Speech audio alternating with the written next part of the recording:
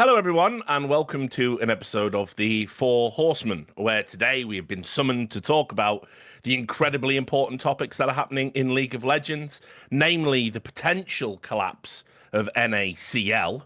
I'll detail how that's happened in just a moment. But also more interesting, we are on the precipice of potential strike action because the Players Association want to preserve the jobs for players and coaches and indeed an American future. We've got the head of the Players Association making his second appearance on the show, Phillip Aram, joining myself, MonteCristo, and Thorin. And I'll just set it up. I think it's our first returning guest ever, by the way. I'm your first returning guest. Haven't you been doing Yes. this a long time? Well, sort of. We do these infrequently, where we only do it for the really fucked up shit. Otherwise, we'd never be off air. You know what I mean? But anyway, so basically what happened was, roughly, and again, jump in if any of this is wrong, there was a lot of speculation around the North American Challengers League, NACL, which is essentially an academy league within the League of Legends strata that feeds into, theoretically LCS. A lot of big orgs have these academy teams operating in this league, but it hasn't traditionally been particularly well supported. And as we know, we're all in an economic downturn right now. All of these big orgs are looking to cut corners, or just fucking sell their slots and leave the ecosystem entirely. And so Riot Games came out on the 12th of May, approximately 12 days ago, and they said, we're committing to the NACL, and they gave like a little 3-point statement about the things that they were going to do in order to keep NACL operational. However, these were not deemed to be sufficient, and the Players Association issued essentially a series of counterpoints and called Riot Games out for, incredibly, doing something they've never done before, which is tell lies to the general public. This didn't seem to stop a lot of the big name orgs from saying, look, we just can't afford this, honestly. Some made a point to get some free PR and say, we're going to stay in the Academy League. But some big names, like Cloud9, 100 Thieves, etc., I've got the complete list. We'll get into that in a bit. They just said, look, we just can't afford this, and certainly not with what Riot are offering. And so now we get to the good bit, which is that, okay, players in the LCS are in discussions to have strike action if Riot don't meet, I'm guessing, some of the terms, not all of them, that were issued. And Phillip is the mouthpiece for the Players Association, and indeed probably behind many of those. I don't want to say demands. That's a bit strong, is it? But I guess they sort of also, are. by the way, just for context, he used to be the chief. He also used to be the chief gaming officer of Evil Geniuses, one of the franchise teams of the LCS. So he also actually has some insight directly into like revenue, financials, etc. He's not just someone only coming from the player association side. So I don't think I've left anything out. Do we just throw straight over to you, Phil? And Technically, Rich was actually also a guest to return. He did like the League of Legends in review and then the Danny one. But whatever, just want to get that on the record. There you go. Let me jump in with one correction. So you mentioned in the post and in your intro a strike action. All strikes are walkouts. All walkouts are not strikes. It's a bit of a square rectangle situation. So walkouts were not a union. We're not a strike would be 100% of people. All employees walk out. Union or a walkout is a portion of people. We have chosen to have a vote and chosen to only do the walkout if we can get to a majority, in part because of the uniqueness of a sporting space where if we had 10 players, we might not actually be able to stop a competition day. So there's some necessary bars we need to meet in terms of participation in order for it to be an effective walkout. We do have demands and things that we believe should be looked at. Those are present in both, but it is a walkout, not a strike. We're not. Maybe I can ask some clarifying questions just on that, so people get the sense of what it is. Like when you say that it's a walkout, right? It's essentially announced, but obviously no one knows yet which players will do it, which will not. The vote, as far as I know, hasn't taken place. At least hasn't publicly results being made yet. Not until Sunday. Right? Is the premise that there is essentially also a surprise component here? Like, do you actually plan to tell them in advance, by the way, these people won't be turning up unless you do X and Z? Or is it more like on the day of the tournament, certain people walk out and do not turn up, hence the matches couldn't start? Because I found your comment that if 26, or essentially over half the people, agree to the walkout, the matches can't happen. Like, what's that based on? What's the confidence behind that? Well, a bunch of teams just dropped all their players that were supposed to be their secondary backup rosters, so they don't have people to put in those spots that they would have before. So oddly enough, if enough people don't want to participate now, and the number has moved much lower because of these changes, then the league can't participate. If you don't have, can't exist. I mean, you can't run a day if a bunch of teams only have 3 out of 5 players who are able to play. Most as of these long teams, as, you know, someone didn't come in and make an emergency sub rule that just allowed anyone to just come and play. As long as that doesn't happen, I think you're right on that one, mate. hey, if Riot or teams want to, be chicanerous and mess around to try and circumvent this, they can do that. I mean, they'll be tried in public opinion at the very least for such actions, but it's everything within their right. They could all sign 1-day contract players to make the league run and, run a sham day, just to try and circumvent what we're doing. And what's a very important part of the process of labor in the United States, but around the world. Like, denial of labor is what employees have at the end of the day to stand up for misconduct in a workplace or workplace being run poorly. So that's what our players are seeking to do here. And we told Riot when they were considering making this change in the first place that we would leave all options on the table, and we'd pursue whatever avenues we felt were necessary to try and dissuade them from doing this, and to try and bring them back to the table around a reason to consider discussion around what the future of the ecosystem could look like and how to actually set it up for success in the future. Something that until a week ago we had been doing successfully with Riot, working closely to try and balance the needs of teams, players, and the developer to ensure a future for the league. And that plug got pulled. So we're trying to get back to a place. We are happy to talk about the things we put on our list of demands. One quick clarifying question as well is just this. As someone who's seen the contracts of players at least a couple of years ago when you were in teams, what is the status in a contract like that if someone denies the labor to the team? Does that void the contract? Does that mean they wouldn't get paid for that game? Do you have any idea what that angle would be? Yeah, so walkouts are a federally protected right. We have the NLRB, the National Labor Relations Board, and the act that accompanies it, and NLRA, and those govern and protect employees in certain circumstances, and they are not exclusive to circumstances where employees are unionized. There are many protected actions for employees in non-union circumstances. Riot should be very familiar with this. They've had plenty of employees walk out recently around sexual misconduct and other things at Riot Games. So they've experienced walkouts. Activision Blizzard had walkouts recently as well. They've been well publicized. These are federally protected actions. If you don't show up to work, they don't have to pay you for the day you didn't show up, but they can't fire you. They can't retaliate against you. Right. Those are federal crimes. And if a team were to, if a group of players were to walk out, it would be protected. And if they were retaliated against, it would be a crime. And if you commit a crime and you're part of Riot's ecosystem, that's a violation of your TPA, and Riot should immediately expunge you from the roles of LCS teams. So, our belief here is that there's a firmly protected right to do this. If you don't show up to work, you don't have to be paid for that day, but otherwise you can't be fined or treated as a bad actor. It's a worker's right to withhold labor for valid reasons, and that's exactly what we're working around here. I do want to set up the timeline a little bit here too, because to clarify things for people, when you say you were in active conversations for Riot, this was a conversation about not being able to, basically for those people who don't know League of Legends, it went like this. The teams are in deep financial trouble right now due to the economic conditions, their inability to get VC, which we've covered on other editions of this show, including the last version of this show that we did. So if you want more context, go back and look at the Business of Esports that we did with Tommy, or the last show, Esports Winter, that we did with Devin Nash, for some context around the general esports economy, because we're not going to go into that here again. But basically, the teams are hurting, even though they do have revenue shares, the LCS teams, that you say 3 million. I've heard a little over 2, but between $2 and $3 million that are given to them directly from Riot on an annual basis. And so as a result of this, teams were looking to cut costs. The average cost of a challenger academy team is probably, $400,000 or $500,000, depending on how much a team is spending. They have in the past required to be in California, although you changed that, even though they still have to be paid the California minimum salary.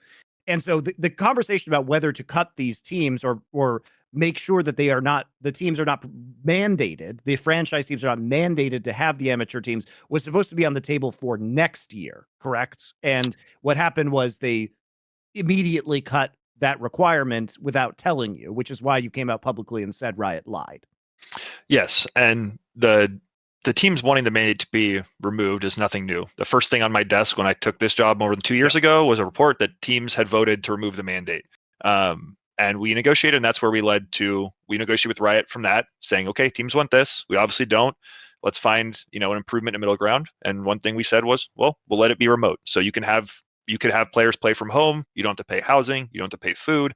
But we're going to protect the California minimum because we don't want you at that time to just locate all your players in Kentucky to just save costs, and you're not actually, trying to run a team. So we were trying to be incremental. Coming around to this year, we knew again the teams were going to vote as they do. We knew that Riot was considering it for 2024. It was an active conversation. The conversation was, this is only for 2024. We're not looking at any changes for 2023. And ahead of that vote, we knew it was coming. We knew the owners would vote. It was actively talked about between us and Riot. Like, okay, owners are going to vote. They're going to say to remove it. Here's what our views are, why we don't think it'll work. Internally at Riot, we had consensus that from people we talked to, that there was no belief that removing the mandate was a functional solution under the current state of affairs, because there are no incentives for third parties to participate. We knew a lot of teams would pull out immediately. So we were looking at, well, how do we keep building a bridge towards a world where you don't need a mandate in place? That's something we've been actively working towards. We also don't believe the mandate is the best solution, but it is the only functional solution today. And we've seen the outcome of that. You take the mandate away and you lose 7 out of 10 teams, and 2 of the 3 that say they're probably not staying long. So from that perspective, we were looking at, okay, well, let's remove the California requirement. We'll make it regionalized. Let's move the servers to Chicago so that we'll incentivize teams to put their teams in Indiana or someplace. We also said, allow teams to have affiliates. If you want to have a third-party amateur org run your NACL roster, they can cost share. They can pay for the team house. They can pay for the coach, and you're just paying for the regional salaries. So we thought, based on our calculations, that could cut the costs of running an NACL team in half for an org. We thought you could get somewhere between 200, 250,000 at most. And again, let's say your number's right. We believe teams got close to $3 million this year, or upwards of $3 million. And a part of that, from our understanding, is an advance from next year, because teams already came to Riot earlier this year and said, we're struggling financially, give us more money or we're going to go under. So yeah, and one thing I can tell you too about what's been going on financially with the teams is that they used to pay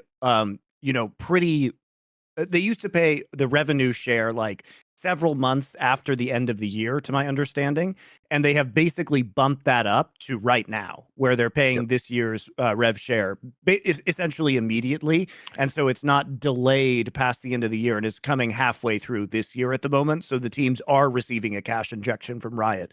Either it has already happened or will be happening very soon. I'm not sure which one it is. So on the low end, if you don't look at the advance, or you take a low end number, again, I have multiple sources who gave us upwards of 3, but let's take your lowest number, 2.2 or 2.3 or something. 10% of that is what we would look at as what the cost of running one of these teams would have been under our proposal. A very reasonable expectation that you take 10% of the money given to you by the developer to be in their space to ensure the future of the space. By the way, along those lines, when you mentioned the idea that like a third party could come in and run one of the teams, like that, as far as I know, that's already happened, right? That the AOE team is like the Golden Guardians one or whatever. And there's 2 other teams I wanted to ask about. Amateur affiliate, so it's not their LCS organization. It's along these lines. Teams Though, have I a wanted third to ask, level. Yeah. There is 2 teams, as far as I know, like the Cincinnati Fear and the Wildcard Gaming. And the Cincinnati Fear, people don't know, was like the 4th place team in the NACL in the last split. Aren't these just totally amateur orgs? Like, how does that work? Do they have to also have teams in LA? Do they pay the minimum? Like, who are these orgs and why are they in the ecosystem if it's like a franchise system? Can you explain that? This is exactly, Matt Nashua, the person who was running NACL for a long time, used to work at CLG, now has a broad role within Americas, though is serving a lot in the LCS right now because of Jackie's absence since her resignation, the former commissioner. But we worked with him really closely. And again, towards that world where how do we get to a place where the mandate's not necessary? So that's why we changed from Academy to the NACL this year, right? A part of that was, let's call it the Challenger League and let's move it. It used to be just the 10 LCS partner orgs. They said, okay, well, we've been building this Proving Grounds program that's been successful. Let's have a few of those teams qualify in. Orgs are okay with it. We'll move this up so there can be 14 or 16 teams, and we'll try to bring in some of these amateur orgs. Those amateur orgs are operating under different rules. They didn't have to be GCD'd, so they had a different set of circumstances to play through. So no GCD, you're not required to be LA, you're not required to have California minimums. Riot's not looking at your contracts if you're not in the GCD in general. So those orgs were operating differently, and it was a test case. And yeah, a couple of them did pretty well. Most of them did not, but a couple did do well. And I think that's the road we were trying to work towards. And again, we don't want the mandate to be there long term either. We don't think it's the right long term incentive. But the reality is that the couple of orgs that are doing well there are the exception to the rule. The vast majority we're not doing well. We're getting crushed and stomped, and we're going to be relegated out. So we're looking at a world today where now you're going to have a couple of orgs that are they're operating well, and a whole bunch that are not. We've just seen some amateur orgs pull out of the space because amateur orgs in general have looked at their pathway as, well, we're developing talent to get them into the NACL or to get them onto an LCS org on one of their NACL teams. And if we don't have a pathway to put players onto teams, like, what's our purpose? Because we need to be able to get developmental fees from Riot for moving players up, and we need to be able to get buyouts and things. So yeah. I think one of the, in your list of demands, one of the things that made sense to me is because basically there's an issue where, compared to the European amateur scene in League of Legends, the viewership is not very high, right? So it's not a product that is going to be self-sustaining based off of the viewership, at least in its current form. I think we can talk about how it might take a more ERL style approach and regionalize, especially since they already announced that they would be doing some crossover between Latin America and Brazil and the North American challenger scene. We can talk later about how this might be structured differently in the future in a way that might be more successful in terms of viewership. But this is all to say that as a result of everything that happened, you created a list of demands, which are as follows: institute Valorant-style promotion and relegation between the LCS and NACL, which would require the dissolution of the safety of the franchise systems, which would be wonderful, but I think that's a very tough ask. Not accurate. Valorant-style specifically is the Valorant-style, those partner teams cannot be relegated. So the partner teams in LCS would be protected here, which is, of course, again, the dissolution would be a very hard ask. Ours is Valorant-style. 2 teams get promoted up 1 year. Next year, 2 teams get promoted up. Next year, 2 teams go down. 2 teams go up. But the only ones who can go up and down are the teams who have been moved up and down. Yes. It's not the 10 partner teams are protected. So our request is, I would say, very well within reason of what Riot has already done in response to killing a tier 2 scene. When they announced the Valorant partner teams and every org dropped, just like happened here, every org dropped their tier 2 teams in North America and elsewhere because there was no incentive to exist. The community erupted, rightfully, and Riot responded by putting this janky change in to try and incentivize orgs to come back. And guess what? It worked. There's a bunch of really, really well-known, well-established organizations playing in tier 2 because there's a legitimate incentive to develop talent to get up into the upper division and be a part of the big league. Yep. Also, Monty, when you say it would be great, I'm not sure the people who paid the $10 million would agree it would be great to just get rid of the franchise system. Sure. Unless, of course, Riot wants to give the money back. We can do that and give the money back immediately. We can talk about it, Yeah, why not? Why not just give the money back? Anyway, but we all know that's not going to happen. So, and why shouldn't it happen, though? We should let's pause for a second and contemplate it. We've just reported that teams are getting upwards of $3 million a year from Riot. Those franchise fees were $10 million. Like, the amount of money that they're spending right now to subsidize these organizations' participation, like, it would be, it's a sunk cost fallacy situation. Like, if you believe that the system is better without it, why not disentangle from it? Like, genuinely, I'd it's say a thing again, worthy of consideration.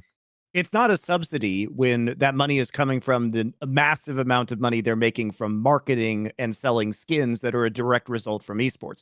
If anything, I would suspect that, given the lack of transparency from Riot and other developers, that the actual revenue that they have tied to esports in North America is significantly higher than the amount of money that they are sending to the teams. Certainly something we can speculate on, but you or I do not know the truth of it. As we talked about pre-show, those numbers are well guarded behind lock and key somewhere next to the Ark of the Covenant.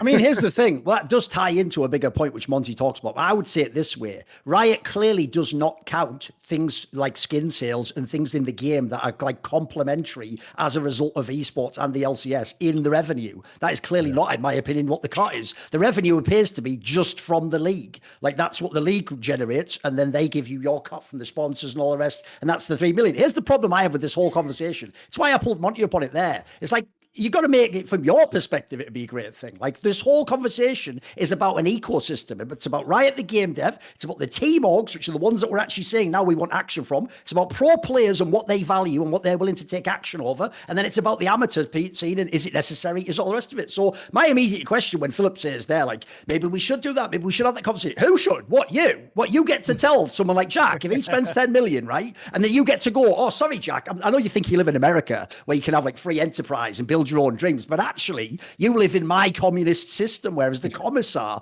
I've decided you just don't need to make that much. And in fact, can I finish my sentence? Your buy-in fee, you've made what, 3 million in the last few years? By the way, nearly all spent, in fact, on teams like Cloud9 and Team Liquid, you might be at a loss, obviously. Because you've done that, I've just decided you've made enough now. So you know that 10 million thing you bought in to secure that thing and build the league, and we were going to be the next NFL, scrap that actually. Come out of it and just basically, I think you can live off X amount. Because one of these whole conversations that I think is an essential framing to this discussion is people aren't saying, well, here's my reason as to why I think you could, for example, do something that if you wanted growth, here's how you get players to bet. What people do is this. They say things like, no pro player should make X, Y, or Z. It's like, who the fuck are you? Is this free enterprise or not? Like, well, how do you get to decide, like, if pro players worth, no one needs to make millions. What are these statements? These are just things in a vacuum with no economic factors tied in. So I just want in this conversation, people to carefully align. Like, when you say that, you presumably mean maybe for players, you would think an ecosystem, or if it's a competition, you think would be better. I don't imagine the teams, Phillip, want the franchise system taken away. I don't think it would be good for them necessarily. I think if they did, quite frankly, I think they would push for it themselves. Similar to pro players say all sorts of shit on Twitter, but then I look at their actions, don't seem to always align with those goals. So who do you think it would be good for to remove LCS and to have maybe a semi-open circuit, maybe on the Valorant thing you said, where some teams can go in and go out? A lot there. Let me jump on. You said we have a free market system when you mentioned players and salaries. I think the question around franchising is these systems disrupt a free market system by not allowing fluid motion of things based on value creation and value added. You create systems where secondary leagues don't make sense and don't have viability. You make it so that some organizations can participate in a league without actually providing value or committing long term and actually working to better the leagues. I'm sure folks like Jack behind the scenes would share that. I think Jack believes full well that if there was not franchising, he would still probably make a lot of money out of league because he's really good at running a league team. He runs a really successful team, and you probably look around and say, there's some other people here who aren't pulling their weight. So I think that, the idea of franchising is something that I think, Riot moved away from it in Valorant. They've got partnership teams, but it is a different system for a reason. And I believe it is a different system for a reason because they know that franchising creates systemic problems in your ecosystem. And, the requirement to run an NACL roster is a workaround solution to the problems created by franchising. The problems created are that you destable secondary leagues, you devalue them, you propped up organizations that are not producing value within the league and decays the overall credibility and quality of a league. And so, our proposal, again, is to ask for at least a form of relegation promotion, because we've seen in Valorant that it at least does restore some of those free market incentives. And that's what we want to see. Like we're supposed to be in a free market system, and these franchise systems are causing problems. And we're looking for Riot to work together on solutions to these problems, not to exacerbate them. And what they're doing is exacerbating that problem. They're only further deteriorating a league that they've invested millions of dollars in. The future of this league is going to go down without a committed secondary league to develop talent. It's just my issue with the franchising and esports problem is this: that you can apply free market principles to an ecosystem, sure, but we don't ever bring in all the elements of the ecosystem. what the drive for franchising either comes like it does from Activision Blizzard, from the developer, pay us a bunch of money and we'll offer you guaranteed status in a league we think will make us all a bunch of money, or it comes from the orgs themselves and they say, how about we pay you some money so you remove, you put in some guardrails so we can't get relegated, because that affects our business, that affects our sponsors. Meanwhile, when you look at all of the sports leagues that we're aping, that we're mimicking in esports, well, you can do it in the NFL because you have a robust players union, not an association. You have salary caps, so people can't come in and absolutely fleece it in a franchise that doesn't have the cap space. They have to move around. You have a draft system from collegiate where it makes sense if you have like a dreadful season. I mean, I don't like tanking as a concept. I think that has no place in sports, but it happens in the NFL where, okay, our season's fucked. Let's make it all the way fucked and we'll get favorable drafts and we'll get more talent and it'll keep the league vaguely egalitarian. There's none of these things in esports, by the way. So what ends up happening is we take one part of the sports free market principles that are known, that Americans like so much, but we don't take any of the obligations that should come with that. And that, for me, is like what makes it so wretched and why it should be something that's removed. I don't think it's best practice for any competitive endeavor that essentially Cloud9 pay 10 million because they don't trust themselves to have a successful team that won't get relegated. I think that's fucking pathetic, frankly. And I think that when you look at what we've built like esports on in Europe, the open circuit has been a boon. It's created better competition, better level of talent, better broadcasts, more compelling storylines, genuine free market principles where the best players can pretty much name their price and go and play for anyone they want without any weird politics or secret agreements being put in place. And for Counter-Strike, one of the worst things that's happened in the last 2-3 years has been the creation of, they're not really franchise leagues, wink, wink, but you pay 5 million and you're guaranteed to stay in them. Oh, and by the way, we stole those slots from teams that earned them so we could sell them for 5 million and gave the teams we stole them from absolutely nothing. And that's led to the state of CS now, which is the worst it's been in years. So for me, and I get what Duncan's saying, yeah, for the likes of Cloud9, destroying franchising really isn't a great return of investment.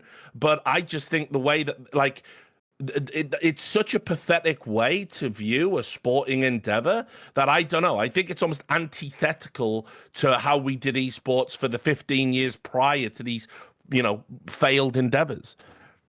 By the way, just as an aside, I hate franchise systems. Yeah, You can go look this up. Some guy is a German journalist called Dr. Puppet LP, did a video in like 2016 or 17 or whatever, I think it was 2017, the year before franchising, in which he had me and Bryce Blum, who was like the lawyer to all the bloody teams, have an argument about franchise. And I basically just cooled him the whole time. I told him, like, it will never create like better competition. It will create less. You won't be able to force you in if you're a better team like they do in CSGO. I mean, all these points. The point is, look, I would agree as a purist. I want all these restrictions removed. I don't want any import rules. So as a result, in that sense, all of a sudden, you're not riding with me on the free market there, are you, Phil? You wouldn't want it to just anyone in the world could come and play, and no North American players are in there. You want some guardrails too. You want certain protections. So along those lines, let me pivot to a quick question, which is another clarifying question. Guardrails on imports present in European football, for the record. I don't care about that in European football either. I'm a purist. I want the ultimate competition. If you're Chinese and you're better than everyone American, you get their job. That's my perspective.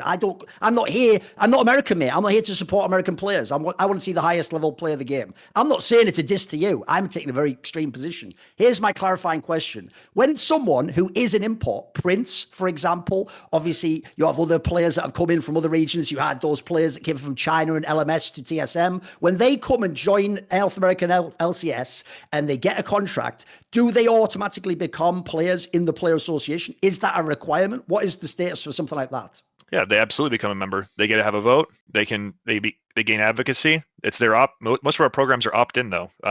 Contract database, opt-in program. group rights program, opt-in program. So, by and large, our job is to be an advocate and try and do our best.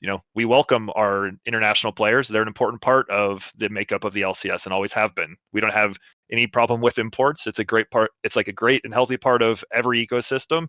And it's been a balance and something that we've always tried to weigh, and ensuring that we can have these amazing players come from international scenes and bring something to our league, while also ensuring that our league has a domestic future in the same way that you see in European football, where it is an important part of those ecosystems to say we need to have some guardrails to ensure we're continuing to develop domestic talent to protect the longevity of the game here. Any world where you end up with exclusively import players playing in your league entirely ends up in a place where the local fans stop seeing the future of the game in their own eyes, and they start looking at it starts to diminish the product locally. And that's I believe in that as a core part of sporting ideals, the idea that if you're going to compete, you need to also be focused on developing the future here and building the future here. And it's something that, again, to get back to why we oppose this rule change, is because Riot has failed to do so in North America, and they know they failed to do so. The collegiate programs, the high school programs they have worked on have not grown at the scale that they would hope. They're not in place in a way that can prop up an ERL style system. Riot screwed their own development system at a grassroots level by empowering Play Versus in America. Absolutely, major part of it. Yeah, so you guys know, part of the reason why there are very few younger people, especially high school age kids, playing League of Legends right now, or college age kids who were active during the time where Play Versus had the iron grip on North American scholastic esports, was because Riot gave exclusive. First off, they invested in, so they were partial owners of Play Versus. They invested in them, and then they gave total control, basically, of the high school and scholastic systems to Play Versus. Play Versus was then charging what for a school district were outrageous fees to compete in League of Legends amongst other schools. And so a lot of schools opted out of fielding teams within League of Legends, which has then led to a dearth of rising talent who could have been coached and encouraged, just as athletes in high schools are encouraged and developed for the professional sporting systems. That basically was significantly smaller. Now, Riot they have now made it so Play Versus no longer has a monopoly over that system, but that is directly Riot's responsibility, and they killed their own youth player base in doing so. Is that fairly accurate, Phil? Yeah, I'm not an expert, but I know it doesn't work, and I know that they're responsible for it because they tried to make it work a long time and they didn't do it. I know Play Versus was involved, so again, it's not something that I've been closely at hand with, but it's a reality that those scenes are not developed at the level that they need to be in order to promote a sort of open ecosystem for just the second tier down. There isn't the institutional development there necessary. By the way, one of the reasons I asked about what the foreign players, it goes like this. I've made my position clear. I don't agree with this. But when I try to problem solve a way to get more NA talent, good contracts, good salaries, a chance to compete, an obvious one to me that professional players in the LCS could push for is they could ask for a removal of all import rules, as in slots that allow imports. They could ask it to be NA only, which would instantly create a load more jobs and, in fact, demand that talent be developed. But here's one reason I asked earlier about the status of the players in, because one of the problems I have, and I'll come at it from this perspective, is I've known pro players longer than anyone in this chat right now. I have known thousands of them. I've known them as people. I've known them as professionals. And unfortunately, they are some of the most selfish people you will ever meet, because by definition, they are younger. They are less experienced. Some of them have never worked a job. They are getting paid a king's ransom. Some of them have deluded ideas about their power, their voice, etc. They are not people who understand politics, union action, etc. By and large, there will always be exceptions. That's how conversation works. So what I would ask is this. The reason why I would say almost certainly you would never see the players of the LCS, even the NA ones, say, let's get rid of any importing and have it be a North American league and develop talent, is twofold. One, if you are Prince and Berserker and the guys from TSM, why the fuck would you vote against your own position in the league? One, there's that out of the equation. Two, you'd think, but the NA players Surely, Thorin, it makes more sense for them to do it. No, because here's the thing. If there's no importing and loads of NA players make up every team, someone like the very, very best NA players, Vulcan would be a perfect example. They are no longer the pivotal draft board piece on the off season that you must sign with a bidding war for like 2 million, 1.5 million. Suddenly, he just gets a normal salary. There's 10 spots for him. Hill's good. He might get a good one, but he might not. So in some ways, one of the problems with player action for me is they essentially, as far as I can tell, that's why I'll be very interested if they do this walkout, mate. I asked, will it cost them essentially? Will they lose pay? I have not seen that pro players will ever in the short term act against their own interests for a longer term good, and especially not, mate, for someone that isn't them. Like if they are the one who benefits the most from the system, they tend to just say, sorry, not my problem, essentially. I'm not in that world anymore. Yeah, I mean, I think your point's more rhetorical than realistic. Just from a factual standpoint, you look again, not just in the LCS, but across sports. Like the idea of gatekeeping entirely is is anathema to the world that we see, unless you're playing in a nation team, of course. Here's the thing, mate. I'm not in the Players Association. You literally have talked to these players about these topics. You know the players. Why talk in an abstract? Tell me about the players in your association. What do they think about importing? What would they think about? What do they think about forcing teams to have more NA talent? Why don't go down one import slot then? Let's have importing, but let's make the guardrails just a bit more reasonable. Let's create some more jobs. What would they say, do you think? Yeah, I think that there are conversations that we have primarily because the push is towards more imports. So I'd say there's been very little, if ever, conversation in the other direction. So you're asking again hypotheticals that aren't really conceived. We believe that there's a steady balance in what exists today. There was a rush to move players from imports to being domestic players that was a little too easy at one point, and correcting for those systems to balance and ensure a good balance is something that I think all parties were trying to find the right mix of. I think it's at a pretty reasonable equilibrium. I can say on the Valorant side, we've worked closely there, and they were creating new systems and trying to figure out what it would look like. And there was definitely desire in North America for players to limit the import slots out of the gate in a more significant way, and a desire and advocacy there. And I think that is certainly the truth. You want to protect the opportunity for players to come up. That's just a reality. But I think the things you're kind of throwing at this notion that it's a calculated, selfish play by players to never try and fight for less import slots. At the end of the day, like once you set up a set of norms, people exist within those norms and they feel good about them. Like that's just like that's a functioning reality of how this works. Vulcan looks to any player he's playing with who's just moved teams, but who's he next to? Vikla or someone who's come from international. Like there's a conversation there, and they're not thinking about you're an import and you're taking away my jobs. They're thinking I've fought side by side with you, and I appreciate you, and like you bring a lot to this world, and I like you, and I know you, and why would I ever try and like push you out? Like that's more what it's actually like day to day. It's not like cold calculating, thinking about how do I maximize, and I'm going to be less on the totem pole if we move it to less imports, or I'm not going to have a job at all if we move to more imports. It's like, this is an okay place and we're okay with that. Like, I think, I don't think it's like the most important topic. I think it's a reasonable topic to ask about, but I just think that the way you're pontificating about it doesn't feel really rooted me for asking in how other questions, mate. You just talk about what you want. Get back on your soapbox, and I'll just join the fucking peanut gallery. Where was I out of my soapbox, by the way? Can anybody put me back? I can get rolling again. I mean, yeah, it's not a point without reason to consider for sure.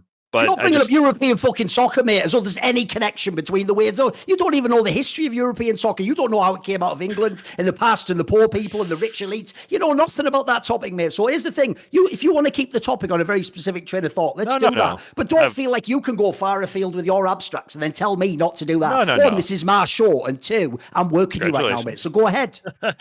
We're working each other. I don't really think anybody's working anybody. I think we're just having a conversation. My point was only that I don't think. But you keep policing it, mate. So can you just answer your questions and then give your thoughts? That's how the show will work. I've been trying to address your question. So and a part of that is to say that I don't think that this is a root problem within the ecosystem. Like there's an equilibrium that's hit here that is okay. Like it's not terrible in either direction at this moment. And so that's what I'm getting to is I don't think that it's a part of people's active thought and conversation. I said it's worth putting some thought into, but I don't think that it's where people are thinking and putting a lot of consideration. I don't think it is where the root problem lies. I think the things we've been talking about are more core to the problem. That's all I was saying. I wasn't trying to, disregard your question. I do think I gave you a reasonable answer to and consideration of it, especially for something I have not put a lot of thought into recently, frankly. Who is like pushing for this though? I mean, like in terms of like the orgs seem to be at odds with the players, but the players seem to be kind of like focused more on like what's Riot gonna do, and I don't understand. I mean, like, isn't it the orgs that have said essentially we're gonna shut down the teams? So surely their objection is why don't you protest to Riot basically instead of the teams, right? Yeah, that's what we are doing. I think he's asking the opposite. But what I'm saying is like I'm trying to understand like when you have objectives, obviously when you have stated goals, which you've been very clear in what you want. It's just when I'm reading your list of demands that I got in front of me here, it does seem to be more about almost like these are the things we need from Riot, but it's like why is there less consternation aimed directly at their employers?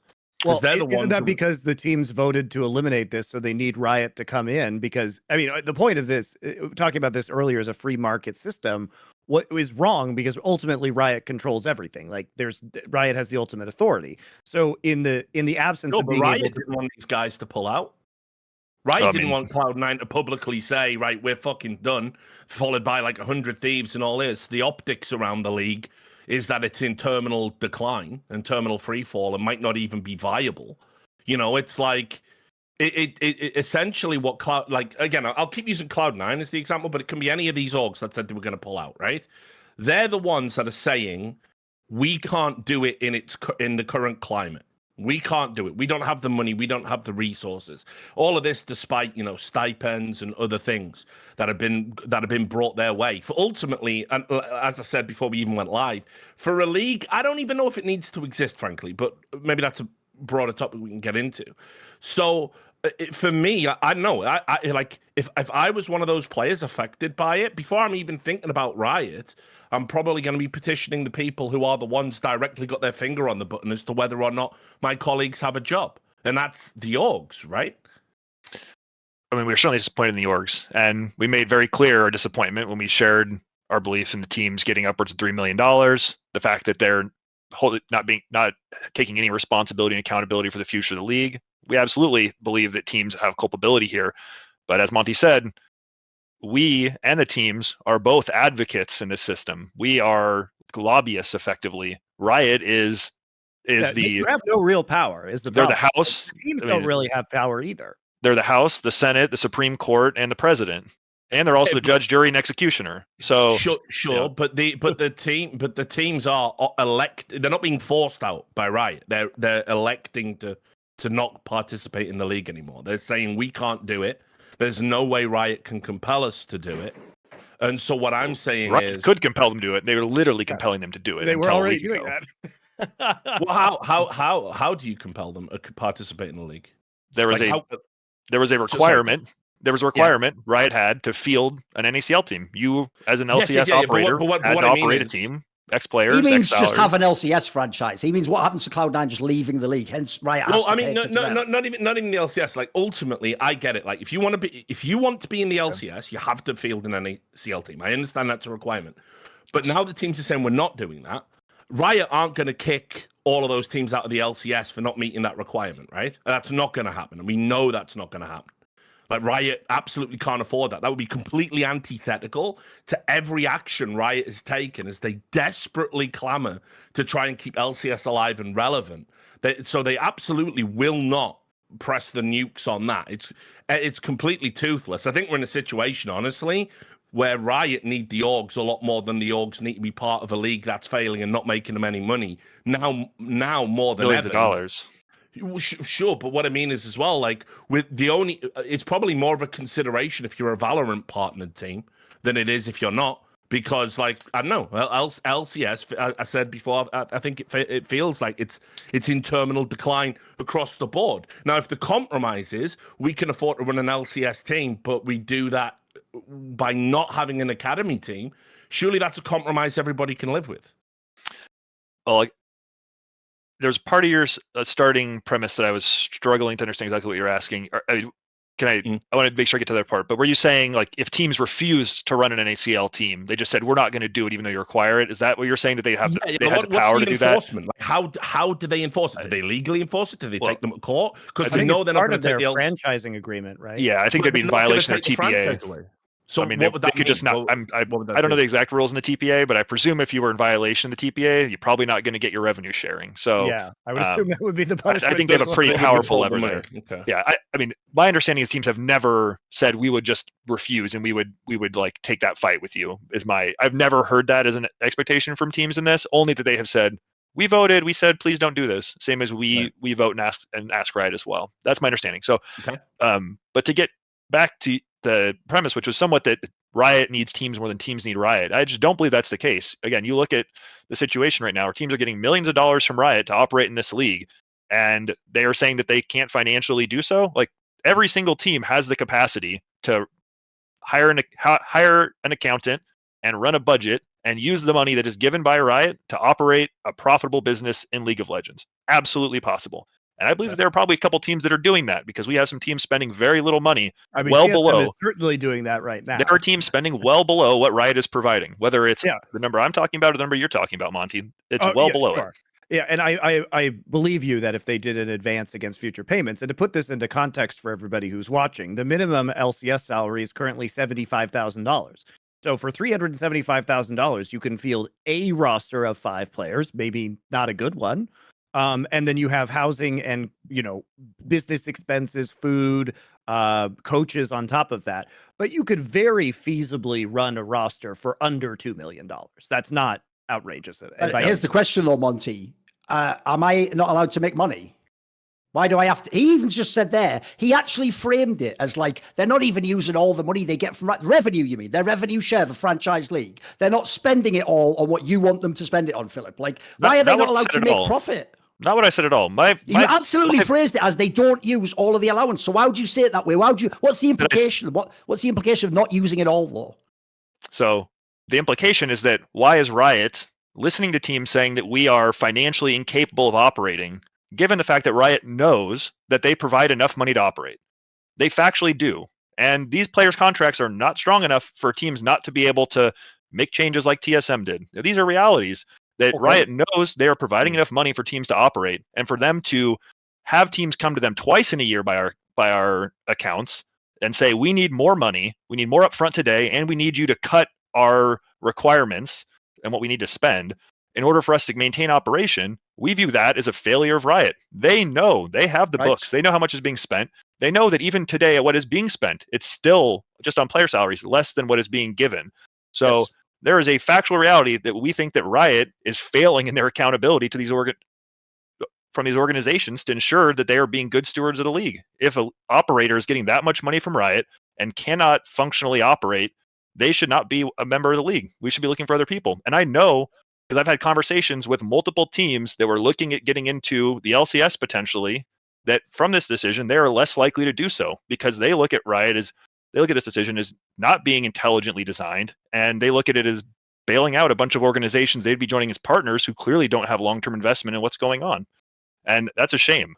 Riot is shooting themselves in the foot with this. On the topic of accountability, we should also pivot to another piece of news, which is that obviously you went on Travis Stafford's interview show and you said that it's not even just that, like, this is the teams doing, or essentially Riot lied about like where they were in their plans here, or what they were and weren't going to do. What's the significance of that part? Like, is that, for example, like, is any element of the walkout sort of a way of making it like, well, if you won't like communicate with us, this is why we also take the action? Is the action just to make essentially a statement in a way? I mean, certainly actions are there for making statements. And that is absolutely a part of it. Riot did lie to us. We worked, and I meet with people at Riot at every level of Riot every single week. Different people. A lot of them are meetings are bi-weekly. At least once a month with the commissioner, plus texting and messaging on Discord all the time over events as they're happening. Right? Emails, constant. That's most of my job, is talking to them and then feeding it back to players and then synthesizing and coming back with with our points and our asks. And in every conversation we've had this year, the conversation has been, we're only looking at 2024 changes. These are the possible considerations. Nothing will be happening in 2023. And for us to find out from a Pokemon account on Twitter that they were not just already committing to the team owner's preference, but they were doing so in 3 weeks and with no plan at all to actually create a sustainable ecosystem without it. It was shocking to us, and we did go to Riot when they came and told us they were considering this after we heard from the Pokemon account, and we said, "Hey, like, is this true?" They said, "Yes, we're considering it," and we said, that goes against everything you've told us. That it constitutes an absolute lie. You have deceived us of your intentions, and you have not included us in the process in any meaningful way. And to that point as well, along the way, they have acknowledged multiple times that removing the mandate even in 2024, there was not enough infrastructure in place to actually make a functional league. They've known that. And we've been workshopping how do we set up guardrails and how do we set up a road to get to a place where the mandate can be removed. And they know they're not there. So I had a lot of conversations with people at Riot who just looked at me like they were being held with a gun off camera, just spouting party lines because they know they don't believe what's being done and what's being said. And it's really disappointing. And we told them, if you go do this, as they did, that we would come out and we would brand them as liars, as they have been. And we would talk about the realities of why this is not working.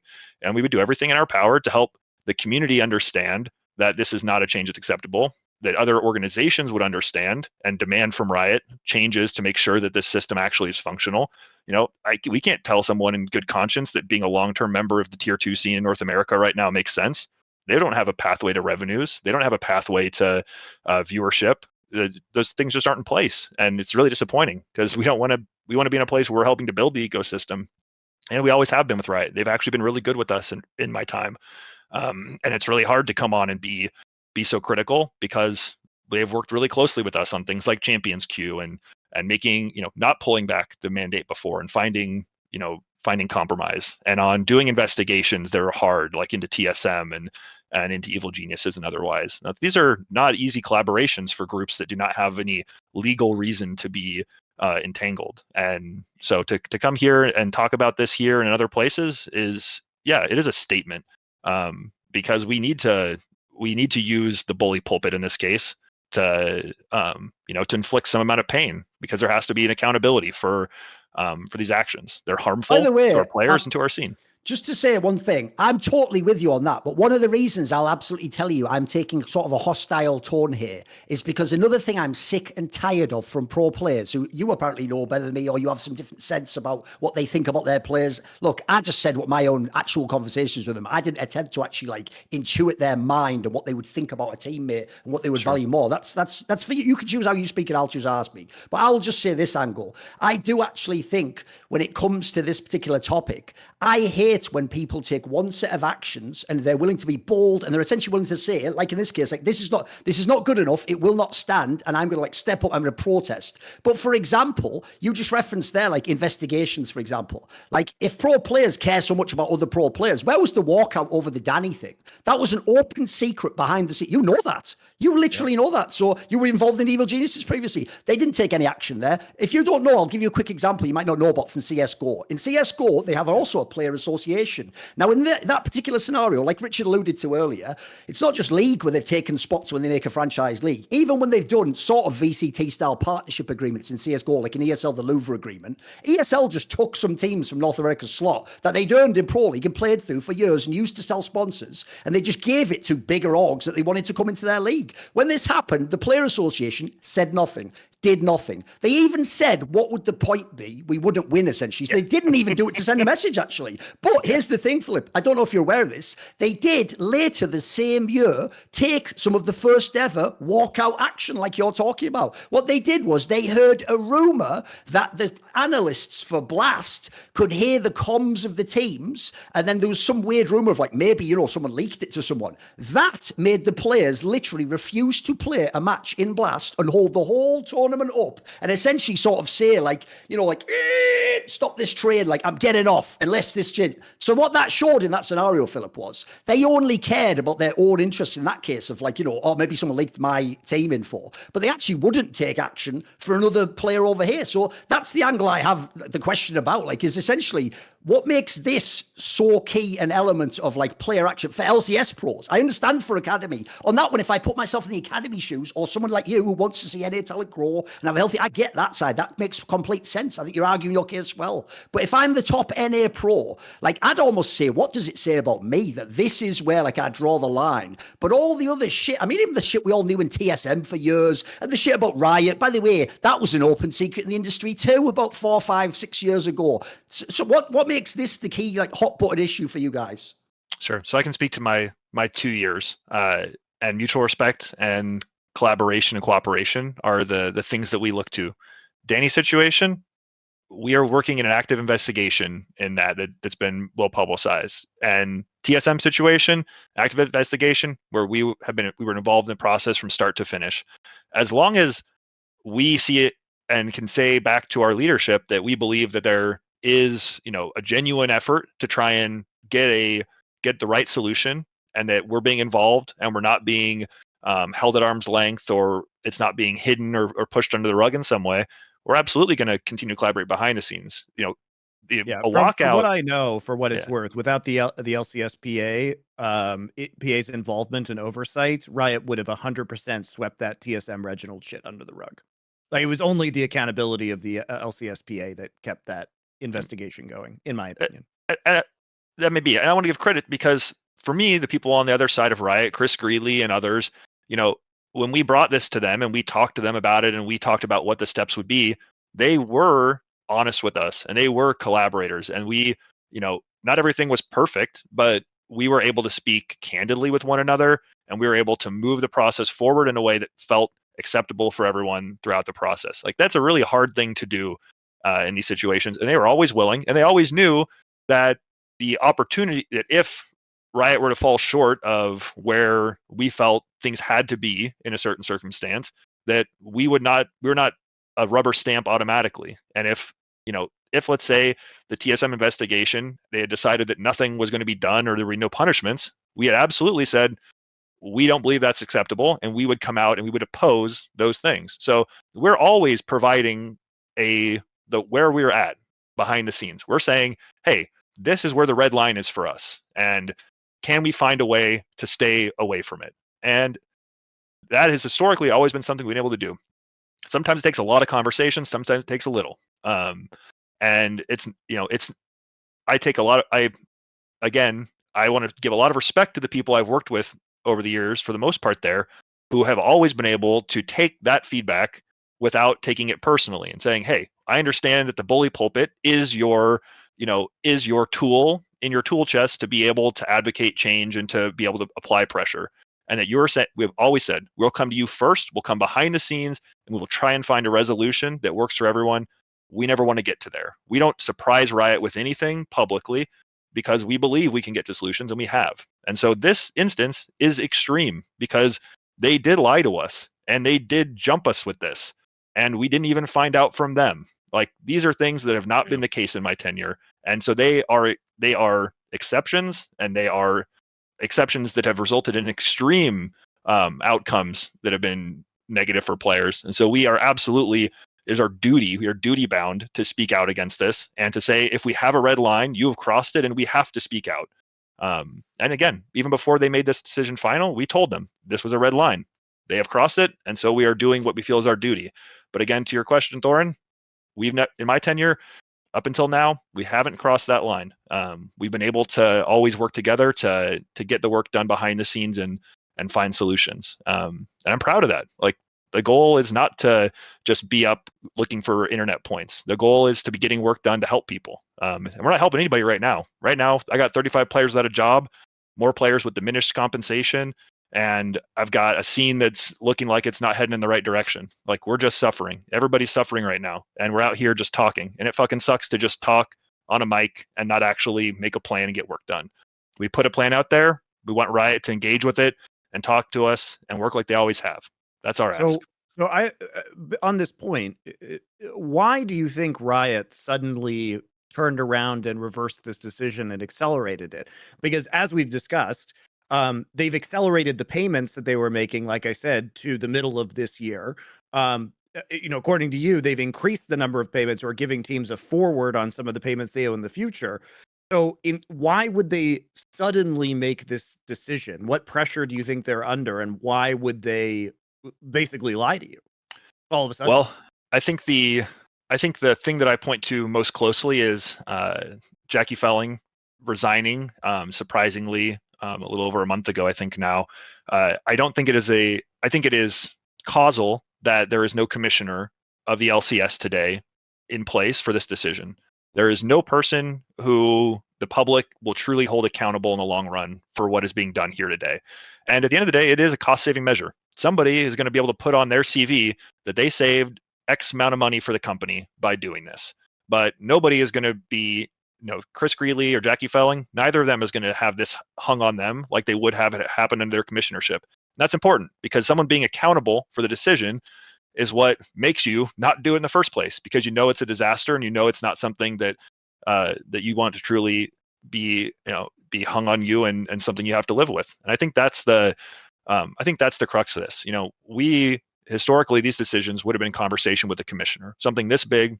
And I've had these conversations with Chris and with Jackie over the years, and we've talked about other solutions and things they were thinking about. And ultimately, I think it was their product and it was their opportunity to say, no, it's not ready, and I don't believe that this would be good for the league. And I think right now we're in a power vacuum, and I'm in calls with 4 and 5 people at a time, and everybody's playing past the coconut and just not trying to be the one that has to. I don't know what you're talking about, Phil, because John Needham in an interview said that it was going to be totally fine that there wasn't a new commissioner and that they were just going to do it as a team, and that really all of the best commissioner candidates were already inside Riot, like all the most qualified people. So it just doesn't matter. Yeah, I mean, in this process, we emailed Riot before we published publicly our asks, and asked them to respond. We, historically, if I send an email to Riot, somebody responds pretty quick. We've yet to hear back from them in any way about what we're talking about. And I'll call, I have 4 people on that email because I don't know who I'm supposed to be talking to, and I don't know who's in charge, and they haven't told me who's in charge.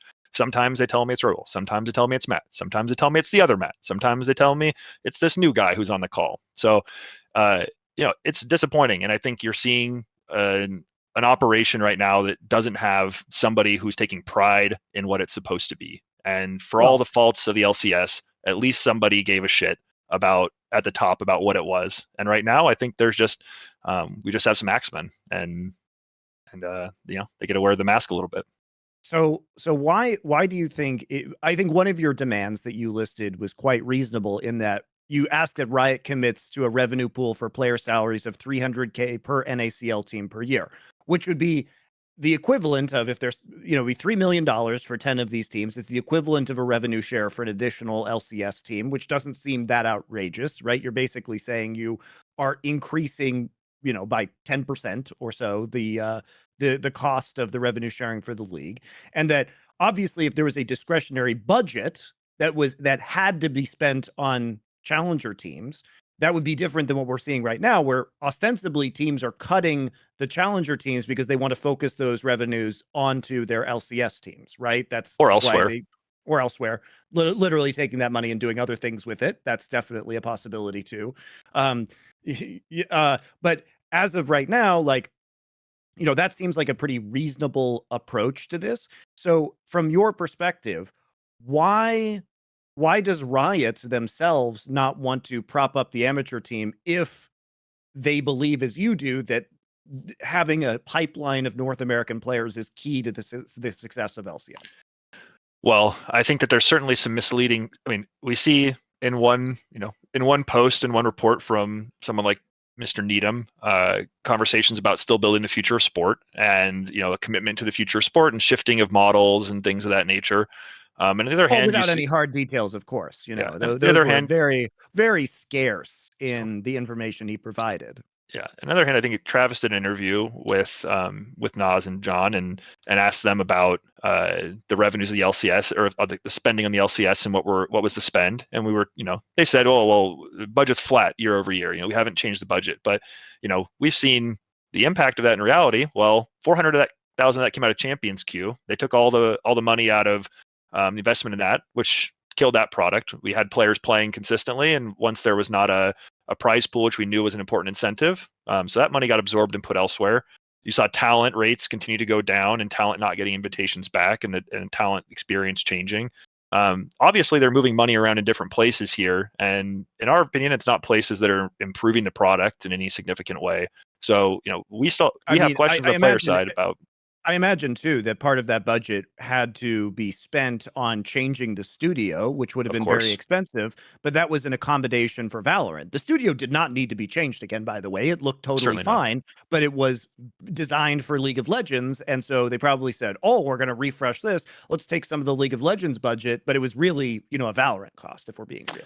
Yeah, so, to larger question, I mean, clearly the money and the priorities are shifting around here, and the explanation for why they thought that this was in any way a good decision, I can only say, is that someone took the bait. Like I've struggled talking with many people, and maybe one of you can proffer a good answer, because they knew that this was going to be public, be a disastrous public decision. They knew that functionally it would be disastrous, as it has been and proven to be already.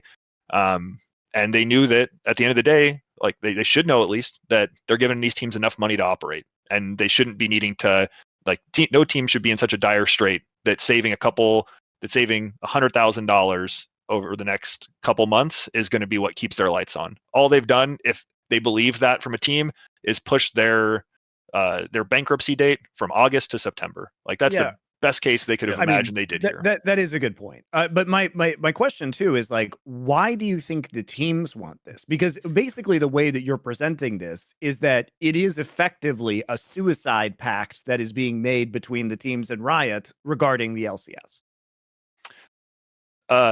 I'm not sure about a suicide pact, but why do teams want this? When I joined Evil Geniuses, we had a plan and we executed on that plan. I give credit in large part to Greg and Andrew, who were the primary architects for our league side, but we had a plan, which was, it's expensive to have players who are veterans on your team. Veterans cost more. This is like a truism of all sports. If you've been around for a while, your second contract, if you're a big player, it's going to cost more. The cheapest players you can have are rookies. It's just your pipeline is your pathway to, and in all sports has always been your pathway to, the most inexpensive labor.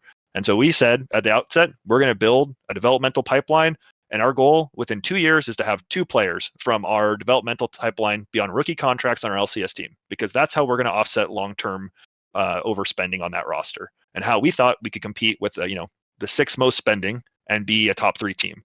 And after I departed, they completed that mission. They had JoJo and they had Danny, right? And again, I give credit to Greg and Andrew. They did more of that work than I did. But I'll take a small amount of credit because I was in the room when we came up with the plan, and it was a good fucking plan. And you know why it was a good plan? It's because the same plan every fucking team in sports does across the world to try and protect their cost structure is to develop talent. And so, I firmly believe, and I believe that my work at Evil Geniuses speaks to this, that we believe that the best pathway for a team to be financially stable is to operate an NACL roster and to invest in talent pipeline and invest in finding young people. Like, that is the best way to do it. And it's good for the long-term health of the league in every sort of way. So to do that, we think is smart, and you should stay in and you should do it. And, EG, I'll give credit to them. They stuck in. Doesn't sound like they're necessarily committed long-term. Maybe they're hoping to hold out for better rules from Riot as well. I would hope that's the case, because I hope that they still have internally a belief that they need to be developing talent. But at the end of the day, you should want to be in there. And that's where we were okay with affiliates, because if you don't understand how to do it, get somebody who does. But the idea that teams just don't believe in it is, to me, a condemnation of the teams in the biggest way, because every team should be wanting to operate and find and build talent. It makes financial sense. And this is a short-term savings that's going to hurt everybody long-term, because you're just going to have to pay more in the future, because you're going to have less young people coming up who you can find who can plug into your LCS program.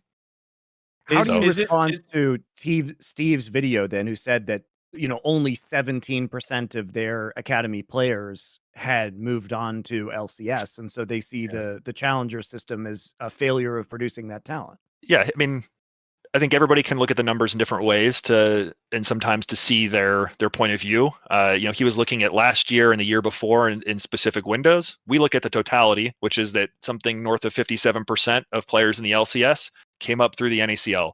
And that's not even looking at players like a Huhi, who started in the LCS and then got demoted, and he ended up playing in academy for a year, and he worked his way back up to becoming a pro again. Those are opportunities that also you lose sight of. If a player loses that opportunity and they can't make a living, they might go start another career. They might go to coding school rather than ever coming back in the league, rather than ever standing on the MSI stage again. So those are, we look at a different lens, which is the majority of this league is built from the academy. And Steve's numbers are not inaccurate, but I also think that saying 17% in a year is a bad thing. I don't know why that's a bad thing. That 17% sounds like healthy turnover. It seemed okay to me, but again, we look more holistically at the fact that the majority of this league comes from the NACL, and you take that pipeline away and you shrink that down, and the future looks a lot bleaker.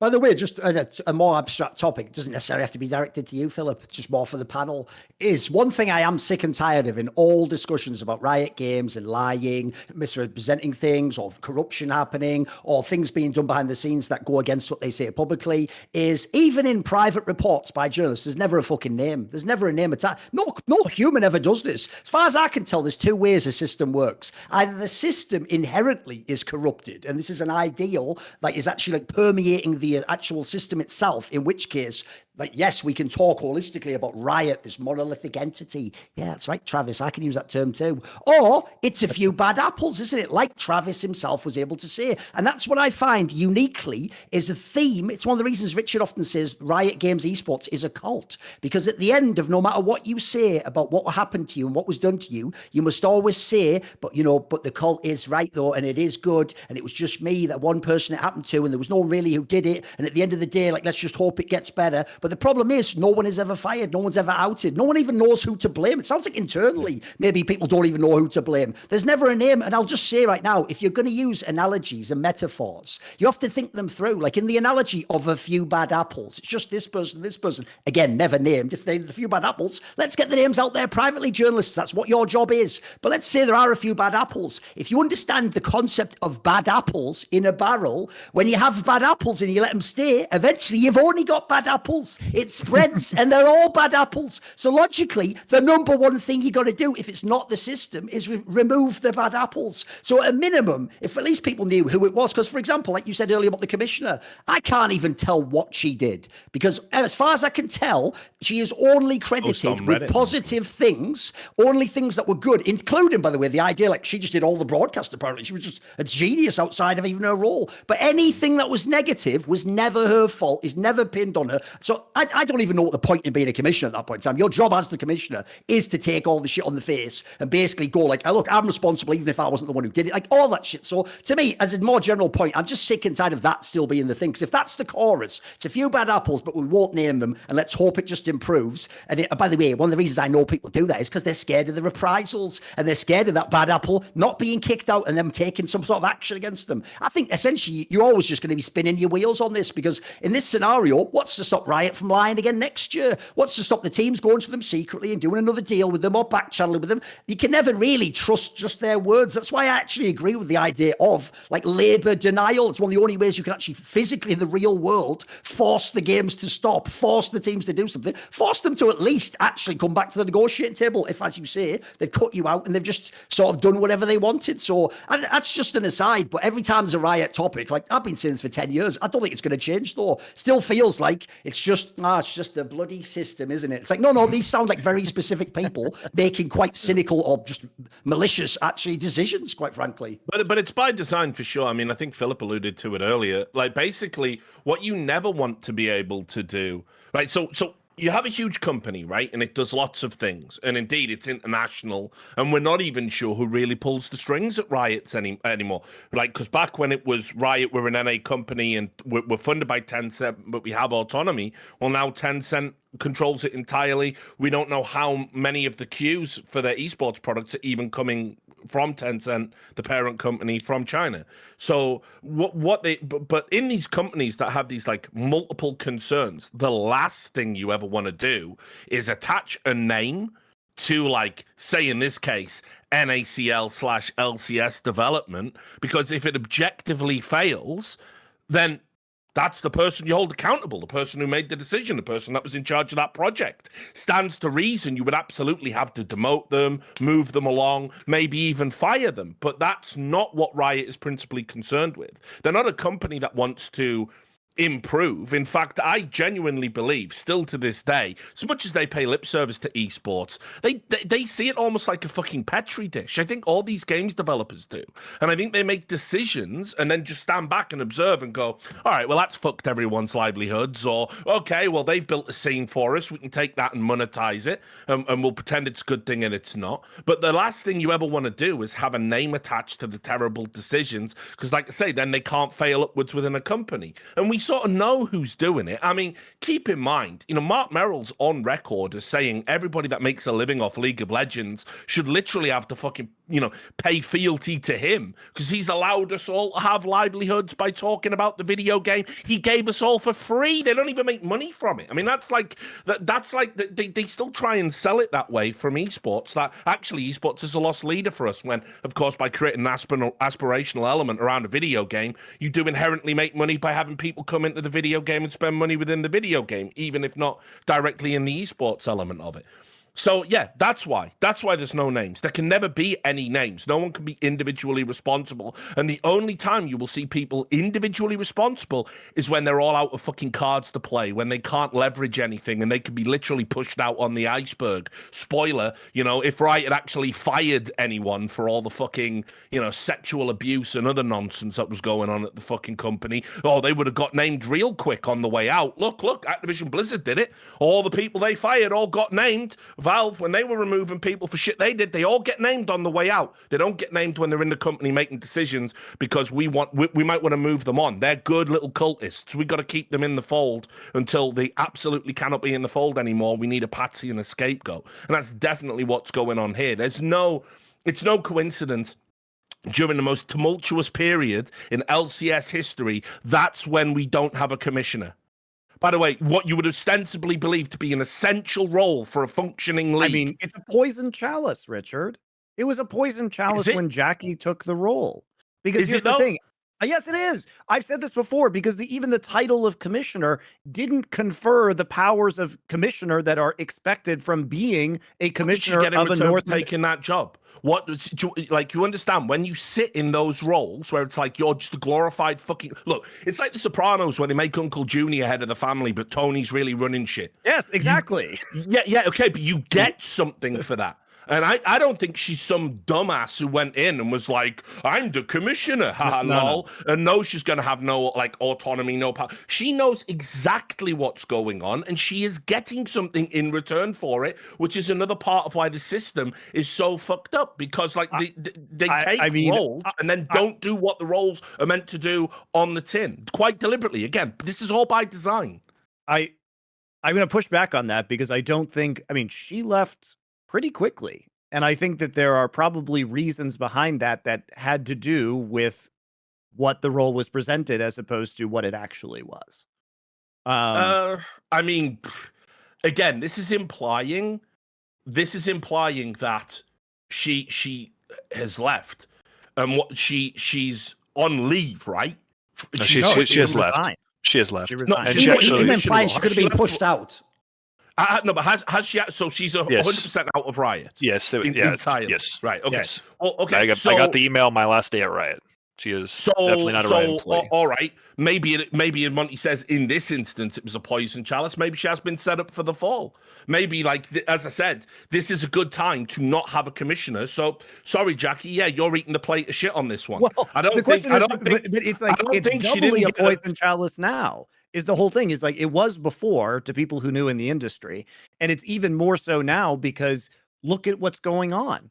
Who wants to take responsibility for this? I That's guarantee, why they can't hire an outside candidate. Yes, I guarantee some other flunky from inside Riot, who's probably been involved in the esports side of things, is going to be in the commissioner role round about the time this little brouhaha gets resolved. And this is what I'm saying. I mean, like, this is another part we haven't even got into yet. I'm super curious as to what the end goal, like, from the orgs, from Riot, from the Players Association, what it looks like. Because I don't believe the Players Association are going to get all their demands. I think that's unrealistic. I don't think the orgs are going to be happy with compromises, because I think fundamentally the problems with American team owners are they are cretins by and large. And I think they've massively overspent for years because they keep thinking if we invest in this thing and invest in this thing and invest in this thing, there's a pot of gold at the end of the rainbow. Oh no, we're at the end of the rainbow. Not only is there no gold, there's a fucking toll booth asking for even more money. So they fucked up. And there has to be some accountability for that, which they're clearly not looking to pay. They're looking to defer the pay in the piper. And then on top of that, you got Riot Games. Riot Games can't get cuckolded by a fucking Players Association. Are you out of your mind? Like, they're ever going to allow that? They deny it on principle, even if it was the most reasonable demand. Like, you know, we want free coffee. You know, they're going to fight you on it because it's Riot Games. And that's just who they are. If they're not in control, they don't believe they're anything at all.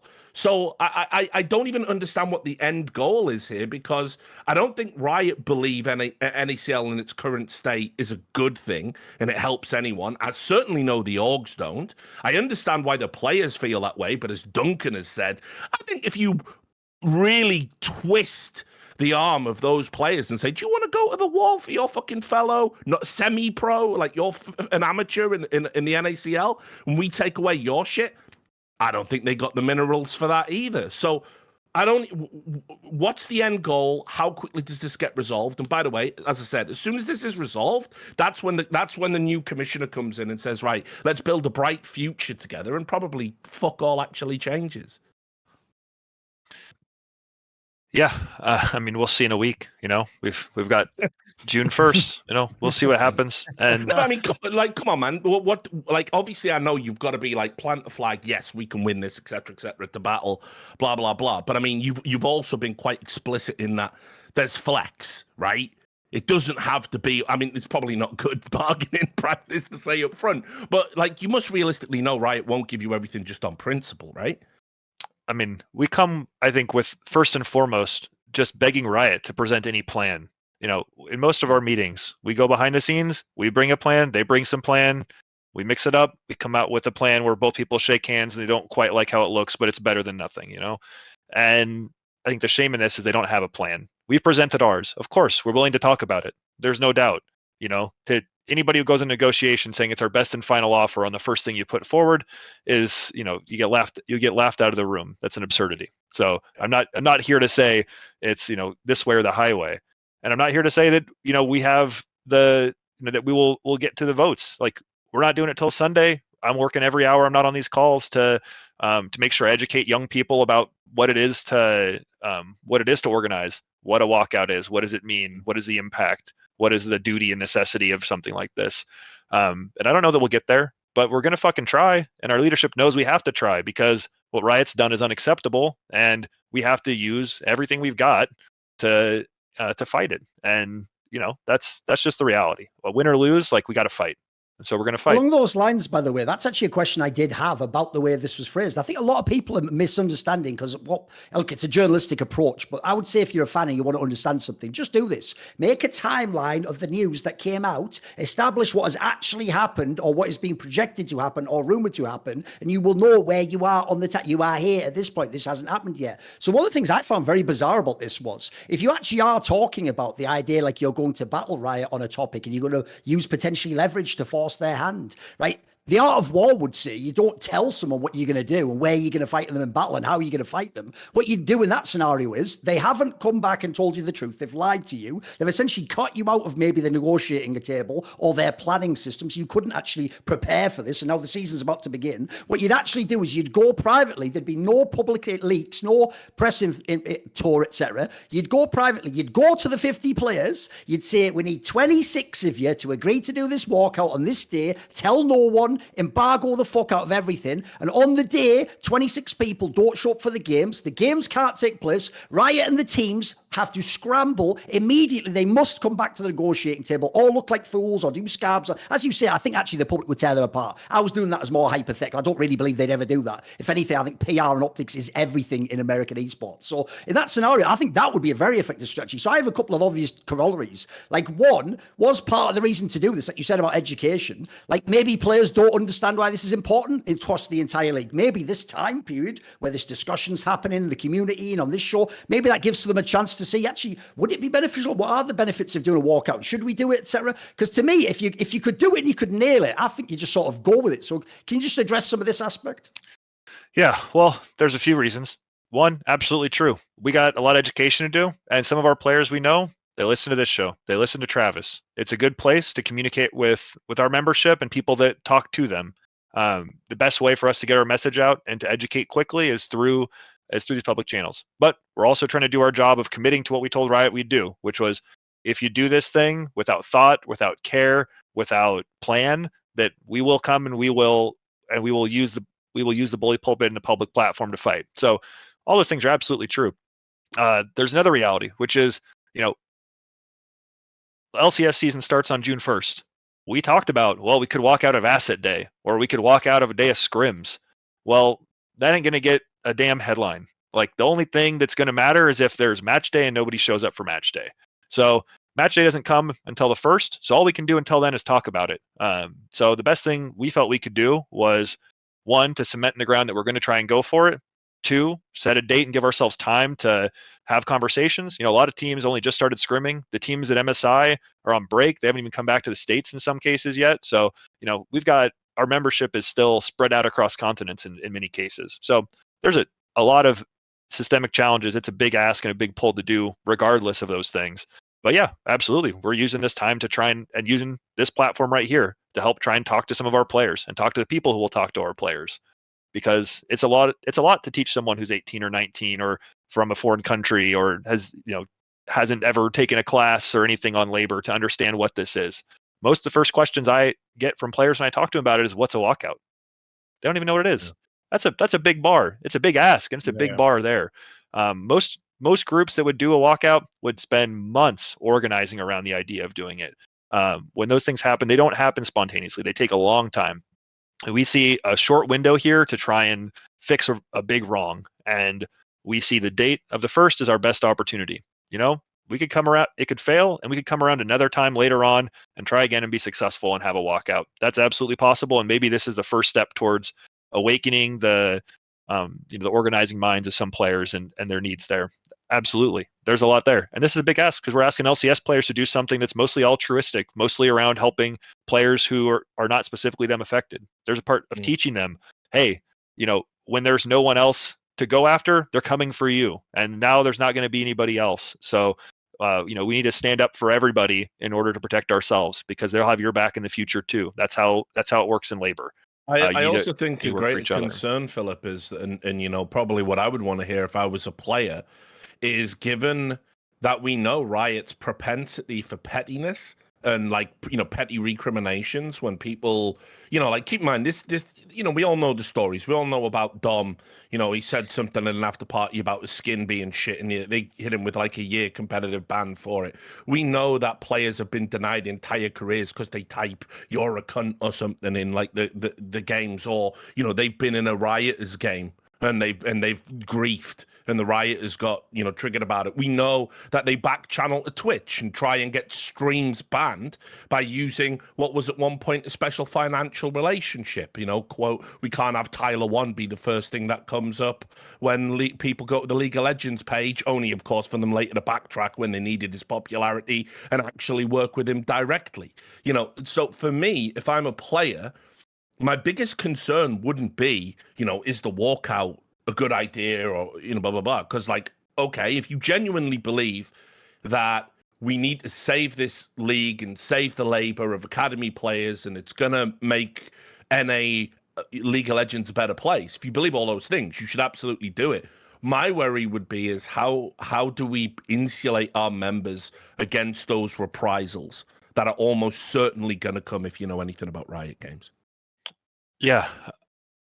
The biggest challenge here for us in this, and absolutely reprisals are always a scary part of a walkout. Federally protected acts, but companies, look at Starbucks and their unionization work.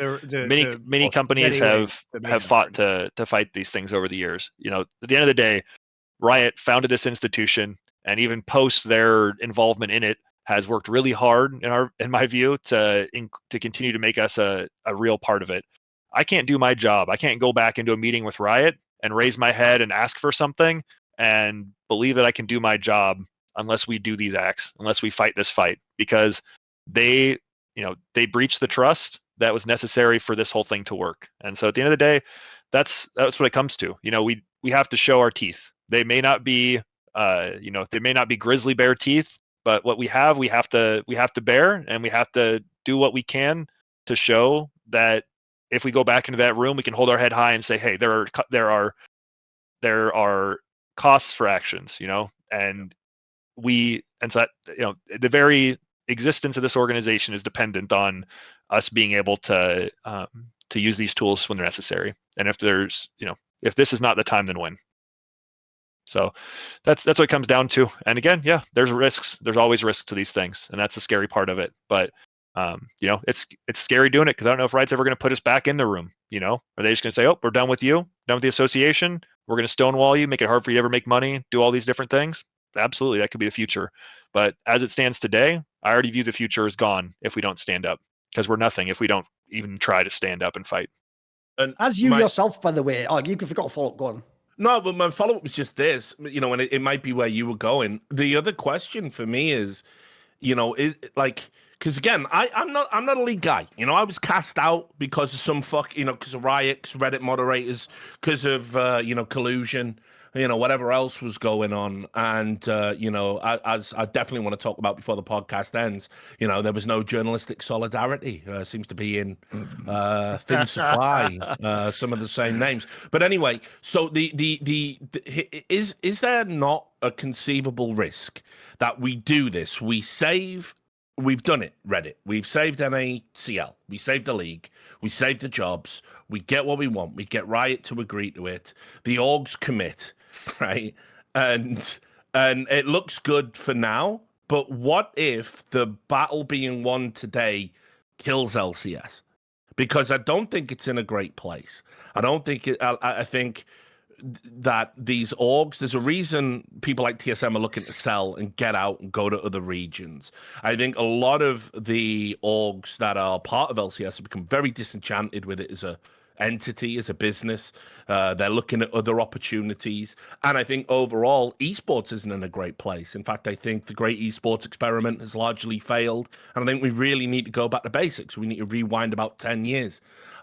So what if has anybody kind of like, I know you're not the Kwisatz Haderach, but have you looked into future timelines? Because couldn't LCS just be dead next year if you win? We think there's lots of fans. We think the product's not going to die. That's, I think, the very, very short version of it. It may look different. It's going to keep evolving. It needs to keep evolving, but I don't think it's dead. I think that's, it's a popular refrain in esports, right? Like, if it's not the biggest thing, it must be dead, right? Every esports fan has gone through that in their game. Their excitement at the thing blowing up, the validation of other people liking it, and then the deep cognitive dissonance when suddenly less people like it and you don't understand if you're being rejected too. I think that's core to the experience of so many fans, myself included at times. In terms of what we're doing, it is a deeply felt belief for me that the NACL is not the reason the league is dying. In fact, I would look to the last few years of what are some of our best stories out of our league. And aside from the Perks and Sword Art mega contracts, I think being a huge story, which I would not say is the best story, but it was a big story. And obviously Perks and C9 having some success were I think worthy of accounting in there. So I don't want to discredit those pieces. But I think aside from that, you look to Tactical's rookie year at Team Liquid and the run they made and going to Worlds with him and the excitement around his year. And you look to EG and Danny and JoJo and the joy and the excitement of these new young players. And, the reporting and the excitement around how they would perform at international events and whether or not this would be the future of the league. That is where the absolute, the future of this league is in finding the next generation of talent. It's not trying to continuously run back the same thing or import new things or do something. It's the youth of this region that is going to be paving the future for it, and the excitement for fans comes with it. We're an underdog. North America is an underdog. It's been a hard thing for the LCS to come around to, the idea that we're not supposed to be a top dog, but we're supposed to be the Cinderella story in this game. And I think we're firmly there. And the way that underdog stories happen is, from the unlikely sources and the places, where you build from within and trust and grow. And I think that's going to be core to it. If we want this system to be successful in the long term, it's got to have a healthy developmental space. It's got to have a pipeline for people to get from the bottom to the top. And that's both a talent pipeline problem and it's an organizational problem. And it's why the top line thing for us is including that promotion relegation, because we got to get to a world where people have aspirations, both people and organizations, and can actually achieve them. I mean, to challenge you on that front, this isn't a problem that the other major regions have. So why is it necessary to have a promotion system within the LCS, whereas Europe, China, and Korea have no issues bringing new talent into the scene without that system in place?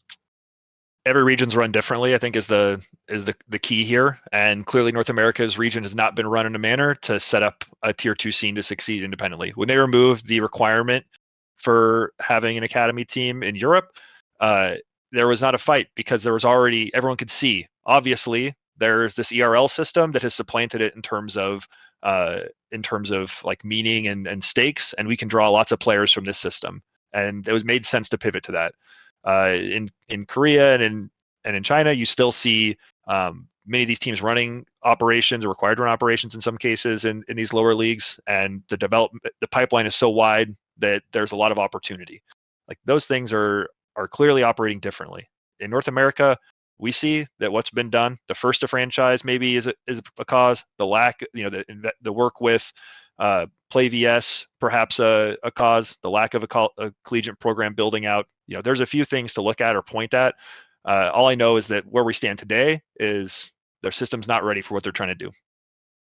One thing I would just say, and more of an abstract point again, about the ecosystem and the health of the league and all that, is one thing I do take umbrage with is, even though this is like a protest against Riot, not like telling the truth or like actually bringing you to the table and all that jazz, at the end of the day, the people who actually will directly suffer is the teams, who will look stupid if the players don't play in the game. It will actually look like they're the ones. In fact, they are the ones directly who have been targeted by the fans. The fans don't make this about Riot and Lion. They just go par for the course, right? Can do whatever they want. I've still played the video game, no matter what they do to any human being, apparently. That's essentially the message, the actions of people in the League of Legends ecosystem say, including the players and the fans. Then you have the people where they're attacking the orgs, like, Team Liquid, fuck you. Like, you've got people from the academy, Jack, how dare you? Your team was once in the challenger system and came up, like, you betrayed us all. And all I'll say is this: I won't do the whole rundown like I did in that little clip where I explained the whole ecosystem in like 30 seconds. But if you know the way the different entities in the ecosystem exist, here are the entities who only make money from esports. The game developer Riot Games,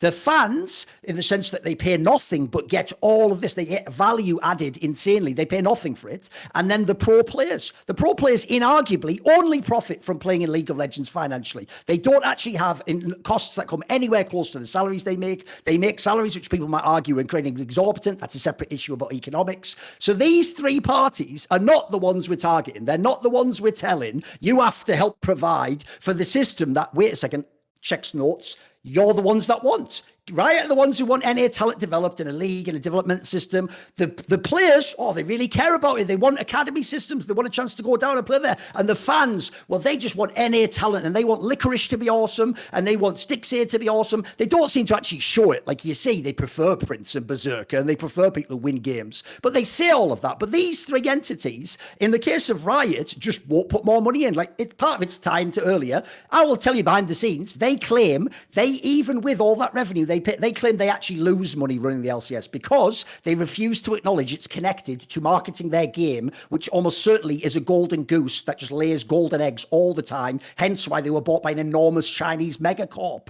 They're not is making so much money that even the Chinese government says, you got to give us more of that. Weird how that thinking sort of permeated to other countries, isn't it? Then you have, obviously, the pro players themselves. They make, in some cases, some of the ones I've seen hinting that they really care about this topic. Some of them make $700,000 a year, but they can't actually ever be involved in an initiative where they give any percentage of their money to a system that apparently would be a safety net for them in the future if they dropped out, would help their future teammates that they love and so respect and want to fight alongside. Come on up. They won't ever give any of that money over to them. And then the fans, they won't give sweet fuck all. So either A, I think Riot could just acknowledge they make loads of money and instead of giving it to their teams, we've acknowledged if it's against their interest, they're not going to do it if possible. Riot could just directly allocate, here's a budget you are only extra that you are only allowed to use for your academy team. You must run an academy team. Similarly, Riot could make a skin case, a line of skins. You could maybe call it like Make America, well, you could focus group the name is the point. It could be some sort of a case you open. And that fund, listen, I know game devs, it won't all be for that. Let's just say the usual, you take 75% of my dollars, and then you take 25% of it, and you put it into what I actually want you to do with it. You could do that as well. Pro players could say, we'll put 1% of our annual salary towards a small amateur thing, whatever it might be, to pay one thing. There's so many angles I see that everyone could contribute. We could all pull together, because as you say, it's an ecosystem. It isn't like the teams can not have players. It isn't like the players can exist without the teams, which, by the way, if you do a totally open system, you will get some teams will be enormous, they'll pay more. You'll get some teams will pay even less, and they'll still be able to hang around and min-max. It happens in other games. And obviously, we're supposed to believe Riot cares about this. So I also think, in a more abstract sense, there's other people can contribute, and we can set up systems where if people don't just say, I care about NA talent, I want it, but they want to put their motherfucking money where their mouth is. By the way, I've done that, by the way. When I say I don't work with Saudi Arabia, I turn down millions of dollars of investment to my company, which is not funded right now, to not work with them. When I say I don't actually agree with the way that are you ready for this, Phil? I don't agree with the way ESL stole league spots from someone. So I don't work with ESL, who does 75% of the game I've invested 22 years of my life into, and I can now never work most of the World Championships because that's the way that they run the thing. I've done this, mate. So don't anyone say they're abstract or that. I've done the things I wanted to do. When I thought TOs were corrupt, I went to war with the biggest one, and I gave up doing all this other shit like their tournaments to run a failed now league that wasn't invested in enough, and that people who all told me when I came in, they really care about like developing things, but I found they were all cynical. And what I found in the ecosystem is everyone to a man is cynical, but they say they care and they do all that. But you know the thing about me, maybe it's because I'm autistic, mate. I don't look at what people say. I look at what their actions are, and I intuit in reverse engineer what they actually care about. And I tell you what, it's an incredibly reliable correlation when you do that, because what you find is people say one thing and they do the other. Yeah. There's a lot there. I mean, one of the things they asked for, to your point, Thorin, was that they want this discretionary budget specifically to be spent on the challenger team. That's why they're asking for the 300K. So that was a part of it. Yes. Sorry. We just got the post that Riot has tweeted out their information that we were expecting them to tweet out. Team Fish Taco will be a member of the NACL next year. I want to stick to this for a second while you guys take a look at that. But Oh the crux of what you're getting at, I think, is true, and that's why we've pointed and tried to point clearly to Riot. The start of your point was, who's at stake here and who's on suffer. We're not pointing to blame at teams. We understand teams have financial challenges. We also think that Riot has a responsibility. If you're going to give them this revenue, if you're going to build this league, if you're going to close the ecosystem, that you need to make sure that they're being good stewards, and that one of that pieces of good stewardship is to operate this tier 2, because the tier 2 does not exist successfully without it. And I think this list of teams clearly displays that. Like, do you see a bunch of new partners who are excited to be in here? I see mostly amateur teams. Disguised Toast, who I've talked to their people. I think they come in with a real desire to help out and a real care to try and help these players in need. But I think they also have some serious questions about what is it actually going to be and how is it going to make sense for us in the long term. So, at the end of the day, we look to Riot. Somebody owns the football. That's how esports works, and they're the people who own it. They're the people who design it, and at the end of the day, they're the people who are accountable most for how it works and how it doesn't work. And it's not working right now. And what they're announcing out here today doesn't look like it's working either. Yeah. By the way, this isn't a gotcha, but I will just say this for the sake of factual historical context.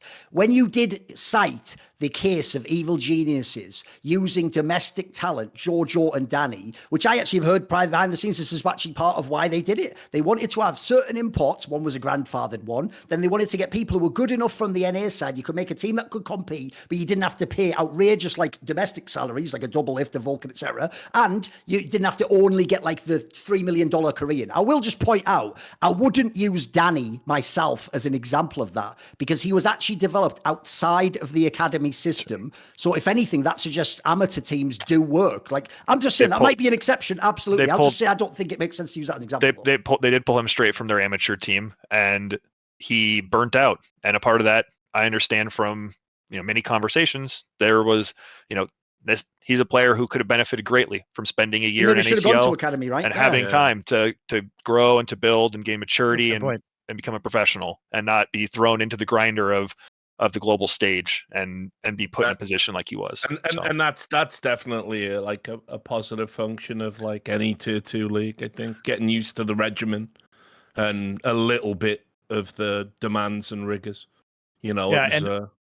And also the information that just came out is basically just a list of the teams and some nonsense, nothing burgers about these are the sentences about the stuff we're talking about. Because otherwise it's just like, we have Rally Cry, which is a company from some former Blizzard employees that we won't get into right now, partnering with us to run the esports platform and tournament. And that here are the teams that are competing, including Maryville. So they have a collegiate team, and also Team Fish Taco and Disguised Toast's team. So they've got a bunch of these teams, whatever. You guys can look at it on your own. They say that they're expanding competitive opportunities for NA with cross region competition, which we already knew, between Latin America and Brazil and North America. And then they have some nonsense about sustainability, which doesn't actually provide any hard details. It says, in our commitment to sustainability and in partnership with Rally Cry, NACL partner revenue sharing will be implemented for the first time ever for all NACL teams. So I guess they're going to give, but what is the revenue share? The league doesn't have any viewership. Yeah, what is Twitch revenue? It's $5. My understanding from conversations behind the scenes, and I've pushed them on this when they told me that they were going to announce this, that when they say they're revenue sharing and they're selling sponsorships and they're going to share the sponsorships, they're revenue sharing for a league that is made up of Team Taco, several amateur organizations, a collegiate organization. But by and large, these teams are not going to draw viewership. There's no promotion or excitement there that's going to draw viewership. Some people might watch the Toast games if he's co-streaming, but by and large, this thing's not going to get watched. It's not going to be driving interest. They're not going to be able to sell any meaningful sponsorships around it. That revenue share is not going to attract anyone else. These are just hollow promises, is what they are. Yes. They know internally. I know the people who are putting these words out don't believe that these are actually solutions. They're hoping that they will placate people about what they're doing, but I mean, they're not. The LCS is losing sponsors. There's no way that something that has 3% of the viewership of the LCS is getting sponsors at this point in time, with the state of advertising and the way that a lot of the sponsors have already been burned by being underserved by Riot. And it says NACL Twitch channel subs will be enabled with custom Twitch emotes for fans to show their support. So literally what Riot is doing is they are, to put this in context, guys, it's as if they were like a 3,000 to 5,000 concurrent streamer, and they just figured out that as a streamer, you can add your own Twitch emotes, and then they're going to take that revenue and then split it between 10 different teams. Yeah, That I think is also going to be $0 basically. yeah, it's no revenue. And let's generally look at the teams. You have your 3 LCS organizations that stayed. You have your 3 organizations that were already amateur orgs that were being tested in the old format. They have the 2 orgs that promoted because there was supposed to be promotion relegation in the system for between amateur and the NACL. So 2 were already getting promoted. So you have 3 amateurs plus the 2 that got promoted. That's 8 of your teams. Well, there were originally 14 teams, I think, this last split. So they just cut it down from that to 10. And to round it out, they got Toast, a streamer who is a well-liked, respected member of the community, and Team Fish Taco. So they couldn't even find 2 people that would say, I will run a team. They found exactly 1 organization outside of the LCS owners who said, I'll run a team for summer. So I rest my case. They had no plan. They didn't even have people lined up to recruit in. They got 1 group, and I think they're well-meaning people who want to help, and I appreciate them. But they got 1 group who actually wanted to be part of it. And I guess they described Team Fish Taco as an esports organization. I'm sorry, I haven't heard of you. But no one that is going to move the needle for viewership or interest in this league. So their grand plan's just a joke. Yeah, sure, and clearly they didn't have a plan, and clearly it speaks ill of the league that, as you say, they couldn't find another influencer to fucking throw away, not a lot of money on an academy team. But doesn't the fact that the league, they found teams to participate in the league, and the league can still go ahead, isn't there a chance that that still fulfills the requirement of the talent pipeline? Couldn't Team Fish Taco have some super sick player that nobody knows about, and they just pop off and they're playing for Cloud9 LCS next season or something? I mean, that could happen, right? I'm told that Team Fish Taco was the next in line amateur team. So they basically just ended up promoting the 3rd place amateur team that missed promotion, is what they did here. So they found 1 organization in Toast. The rest of these are amateur organizations. I promise you that most of them are paying $1,000 or less per player. These are not livable wages. These are not players able to commit full time, and they are not, by and large, driving a lot of players up into the future of the league. They could, with some support, I'm sure they could, but we've had conversations with many players, young and old, who are saying, I'm going to retire. I'm going to go back to college. Maybe I'll get on a program, but there's no expectation from us or any of our players in that pipeline that they're going to have the opportunity. You see a lot of good talent that's going away. These players on these teams, by and large, and all respect to them, by and large, most of them were not good enough to be on one of the NACL teams. So you have 35 players who were, by and large, better than the groups that just got promoted, who are now out.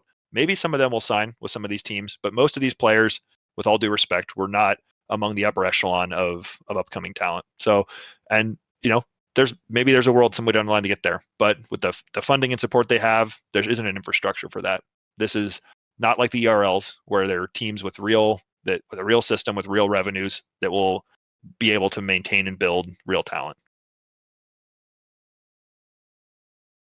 I think we should also talk about some of the things around unionization, because that has been a question mark around what could be done, at least legally, in terms of enforcing this. Because if the Players Association had already become a union, and I know there are many challenges, among them player education, which we've discussed previously, then this might be a very different scenario where you could actually strike, which means that nobody could work as long as the majority of the people within the union voted to go on strike, right? And you could hold out.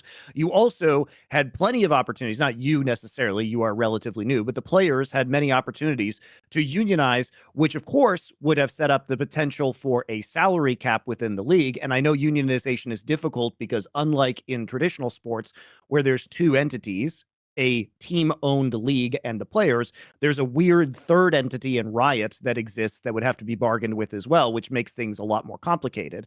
But at the same time, I find it somewhat hard to sympathize for the players while they spent years guzzling this venture capital to the tune of millions of dollars of getting paid, and they didn't bother to set a salary floor because they thought the tap of VC would just continue gushing forth until the end of time. So why not just make as much money as possible in the short term? It does seem to me to be a lack of vision from the players themselves that has somewhat caused this situation. There's someone in this chat who literally tried to make a player union in Counter-Strike. A very challenging thing to do across multi. Maybe Richard can tell us, why can't you do it, Richard? Well, there's so many legal. First of all, you've got countries have different laws about unions. So one of the first barriers was understanding jurisdictional components to it, because if somebody, let's say, is Danish and that's where they apply their labor, and I've got another player who's German, we can't necessarily find that, they've got different labor laws. So that was a problem. Then they work for a German team and they play in France. Yeah, exactly. Because obviously where you travel to ply your trade also can throw up labor issues. So there was that. Then the other problem was that as soon as you call yourself a union, particularly in America, you have to comply with a bunch of legal standards that are very, very hard. Like, essentially, I was plunged into immediately being told, if you call yourself a union, you better retain counsel. You're going to need lawyers. You're going to need all this problem. You're going to, they're going to have to solve all these legal problems. And it was just like, okay, well, I guess if we're an association.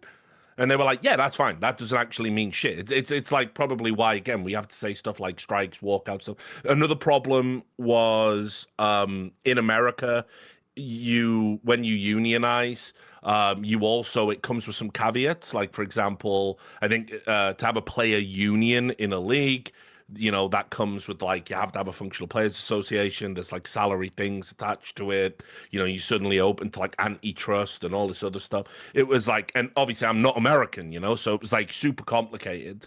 And then in Europe, trying to just pull together all these disparate countries with very different attitudes towards labor laws, in particular, say, even just UK and France, which is like a tiny little fucking, like it's a 50-minute plane ride away, but the laws are very, very different.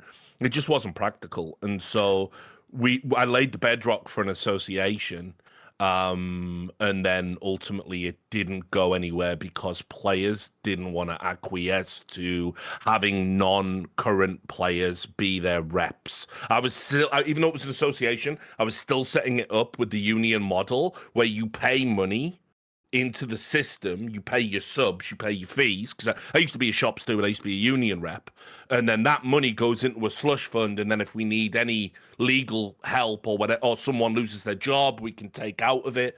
That was going to be the model, but also that came with, you have a rep, and he's not a current player, so he's not into the politics and the bullshit, and players didn't want to go for that. They were happy going back to the Skype group days. So, yeah. Yeah, it's hard, and CS has one particular advantage. It has all those disadvantages, and it had one advantage, which is that developers very hands-off and allows the third parties, by and large, to operate, which is a key thing we don't have here. The developer in Riot, as we all have seen by these actions that have in this call and everything else, they control everything.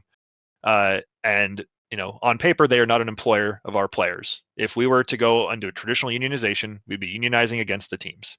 Yes. And the reality is that Riot is the group that we need to be unionized against. They must be enjoined within that in order for it to be successful. And there is, in this most recent year, we have a precedent from the NLRB around college sports that provides some window into a world where that could happen in the future. In our previous conversation, that hadn't existed yet, and we had no legal precedent. There's a first step. It's not a one-to-one, but basically the NLRB said that the Pac-12, USC, and the NCAA were all joint employers of these collegiate athletes, and that they could all be enjoined in collective bargaining. And that's really something that we needed to exist, and it's still a very complicated process. The reality, and it is no secret here, I have talked with Riot behind the scenes about what it would look like to unionize, and that we would need Riot to be in the process, because at the end of the day, they're giving the millions, they're turning into player dollars for contracts. There's a big pass-through going here.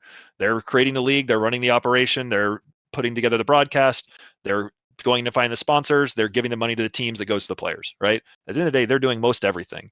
And Riot has indicated to us clearly that if we were to unionize and we were to try and join them, that they would fight like tooth and nail, which makes that an incredibly expensive and long process. We would end up in court for a long time, spend a lot of dollars we don't have. And that's a real challenge. And we've been working to try and get to a place where we could actually perceivably get there.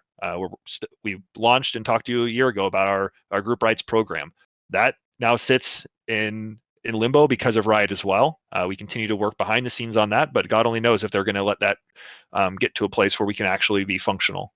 But without a sustainable revenue what is stream, their opposition to you doing that, out of curiosity? I cannot speak to it.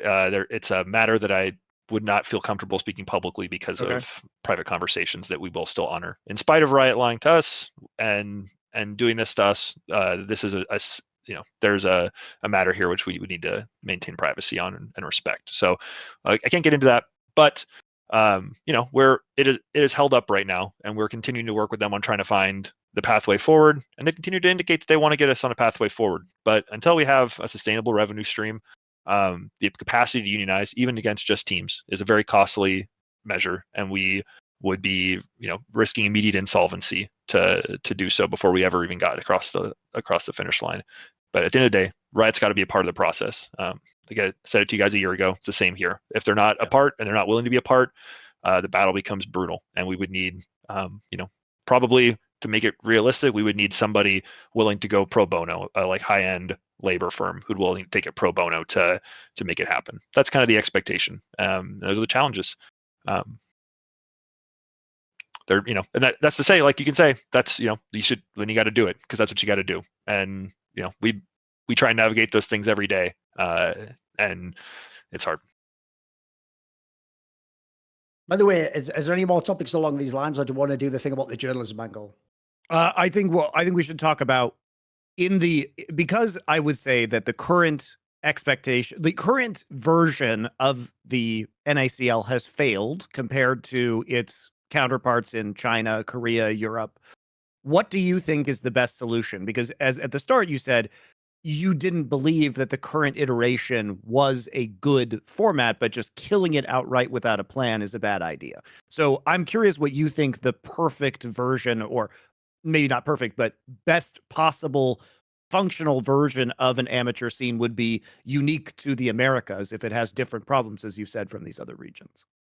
Yeah, I think number one is our top line piece. Add promotion relegation to the LCS. In their first post, they disingenuously claimed that they were adding promotion and relegation. Well, that was just that the LCS orgs get promoted down to amateur and out of the NACL. What we want is them to actually put real promotion relegation in. If you do that, we've already seen in Valorant, you don't have promotion relegation, all of the major orgs leave the tier 2 scene. You add it back in, they flood back. There's a clear proof point here.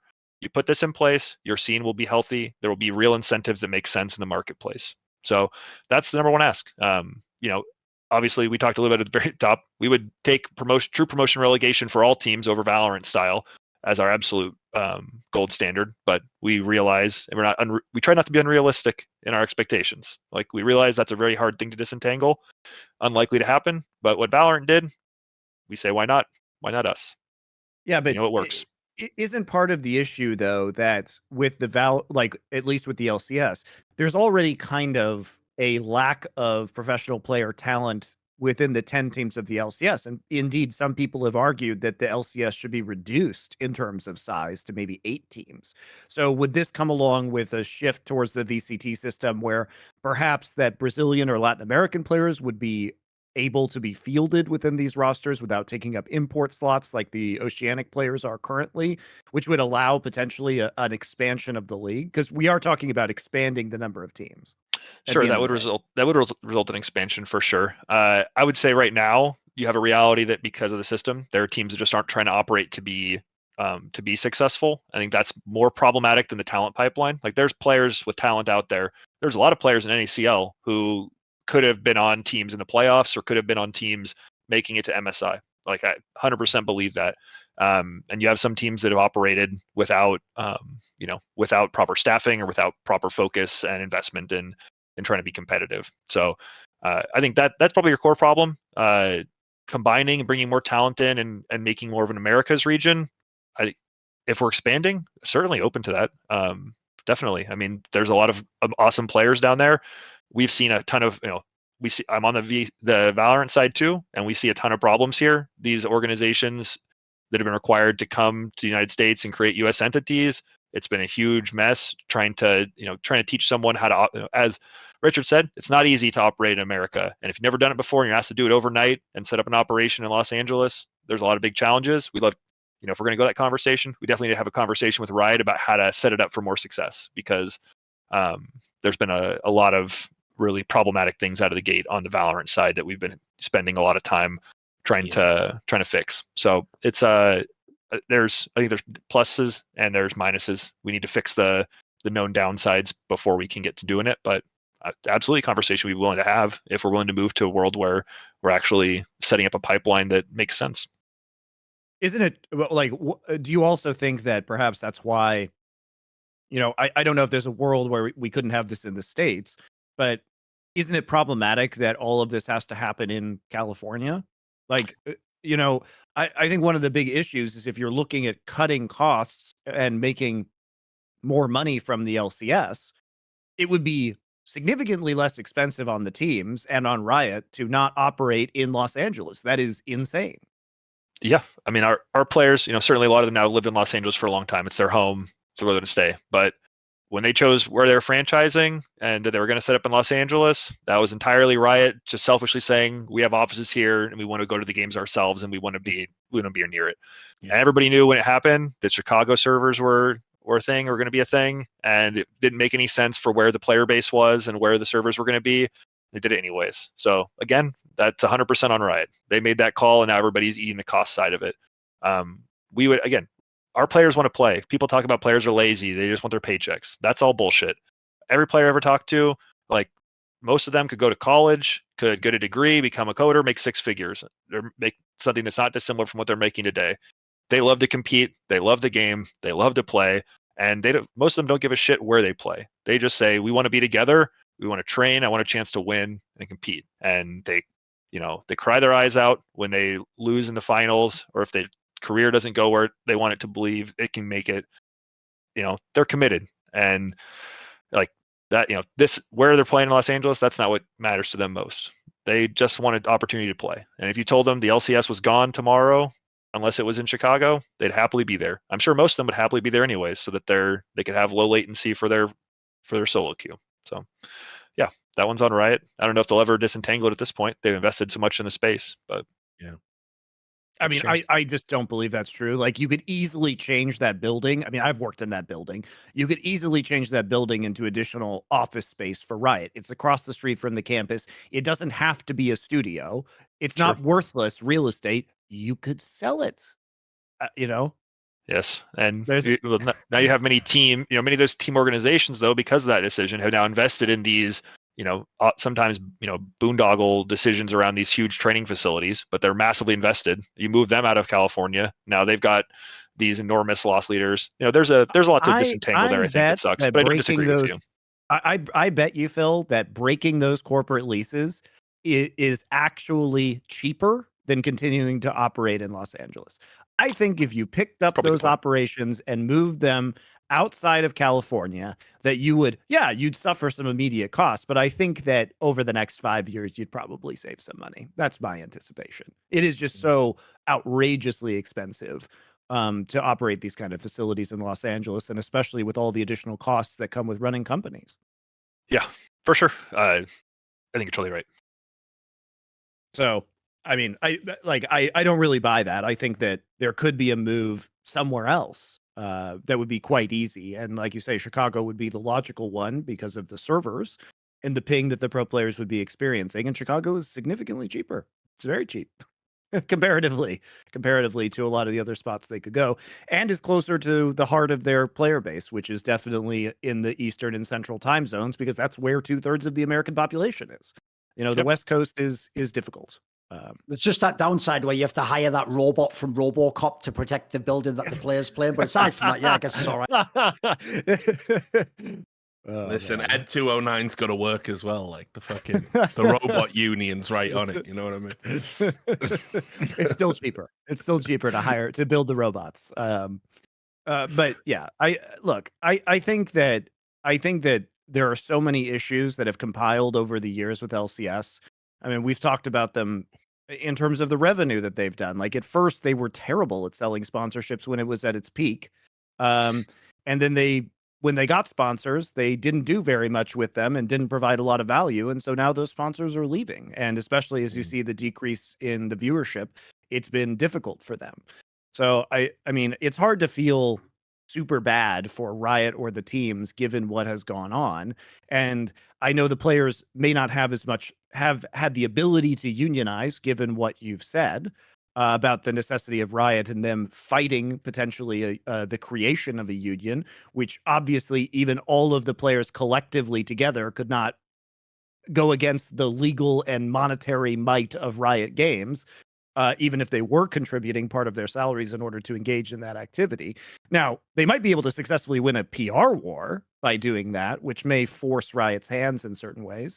But if I was Riot, I would also be scared that if the players successfully unionized against me, that maybe my own employees would start to unionize against me. And I think that's probably somewhat of a concern of theirs as well, which is that there could be a knock-on effect that would be massively detrimental to the 10 cents bottom line. Let's put it that way. Just as well, just to get a reaction to this, I don't know if you can say, Phil, is your read on this announcement, which I know we all suspected was coming down the pipe tonight, is your read on this that it's basically a fuck you to the Players Association, or is it almost like okay, you've got a point to their partner orgs? Because there's nothing in this. I've read it a couple of times now while we've been talking. There's nothing in this that says there's going to be any punitive measures to the LCS teams that pulled out, even though, as we established earlier in the podcast, it's a contractual obligation that they have. No, well, so, Riot's removed the contractual obligation. So we're not expecting or asking for punitive measures against the teams in this. Okay. So in other words, I mean, is this not a like... Could you also read this as them saying, yeah, you sort of do have a point, and we just want you to remain in LCS, and we'll all muddle through this together? Or do you explicitly read this as like a fuck you? I read it as lip service, just continuing to, act like everything's okay and putting bullet points down to make it look like you're doing things without actually doing things. Actually, I look at the second bullet point that they've got in there. One is so funny. Sorry, they have a lot of bullet points actually. When you go down to the what is NACL LCS Challengers section, second bullet point there, which is what they've hung a lot of this on, is that there's going to be this expanded competitive, international event for developmental systems to compete cross-regionally. We've been talking about this with them for a while behind the scenes, and they've said they're talking about it, they're thinking about it. It's really telling here that this bullet point says as early as 2024. They're not even telling you it's happening in 2024. They're just trying to sell you that maybe we'll get to 2024. They haven't planned it out beyond the sketch stage at all, and they know that they can't even commit to it because it's not actually a part of the plan. They don't have a plan. It's the same shit that in those John Needham statements and interviews where they say, oh yeah, we're going to create esports specific digital goods. What are they, John? When are they coming, John? Nothing about either of those things. We need to monetize esports in a way that's never been done before. We're making our own streaming platform. Will it be will it be exclusive, John, so that you can guarantee that there's higher revenue? No, this is a marketing exercise. No, it's a marketing exercise. So it's not a business endeavor for us. It's a marketing exercise. So yeah, we want it to be where, what do they say? Their line is, we want to be everywhere our fans are. So no, our streaming platform won't be exclusive. Of course not. Of course not. No. We need to be on Twitch and YouTube as well, because the reach and the marketing is the most important thing, is the implication there, not actually driving revenue. Well, it is driving revenue, just in a different way. Yeah, they literally said that as well, didn't they, as it relates to Valorant? Didn't they just recently, didn't they say they didn't ever want to put any content behind a paywall because it limits reach? I think it was Leo Farrier. Yeah. That's it's just, I mean, okay, I guess. Let's have this endless reach to an audience when no one pays anything. and offers absolutely no value whatsoever to this ecosystem. I'm sick of the word ecosystem, actually. We really need to stop using that word because we don't have an ecosystem anywhere in esports. An ecosystem is where everything is in perfect harmony. Exactly. Yes, you have apex predators that come and eat the little fish, but there's so many of the little fish, it's okay. They constantly reject. There's none of that. None of that's going on in esports. It's just everyone wants to be a fucking apex predator and no one wants to be the fish. No one's happy with where they are in a fucking food chain, like nothing sustains itself. It's just constant apocalypse on the horizon. It's like, this is a nightmare, guys. So we have to go back to basics. None of this is sustainable. I mean, listen, I have some sympathy with the players, obviously. Like, I'm like Duncan, like I do believe in like free market principles. I wouldn't want to see, by the way, like a salary cap. I wouldn't want to see capped earnings. I think if you're the best at something, you should make as much as the market can sort of sustain. But that's the key word again. It's like right now, everything we do, we don't monetize the fans. We don't do right by the sponsors. We promise them a bunch of bullshit, and the orgs completely betrayed it. By the way, there's a reason why so many of these orgs are losing sponsors. They're blaming economic downturn. Actually, in real terms, the economic downturn in marketing is about 7% in America. It's not that big at all, despite the fact we're meant to be functionally in a recession. So what's actually going on? Well, when you look into it, they're not hitting the deliverables. So the sponsors are going out, and then the orgs, rather than take responsibility for that, are looking to cut corners.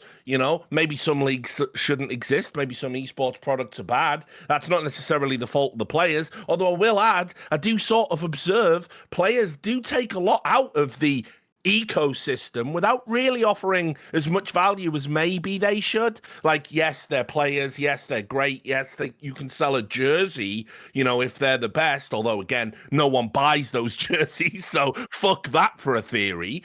But like, they don't do media work. They don't create content. They offer very little that's monetizable beyond their skills. And as we've established, that's not actually monetizable at all. And then you get to the games developers who they don't even really care about esports.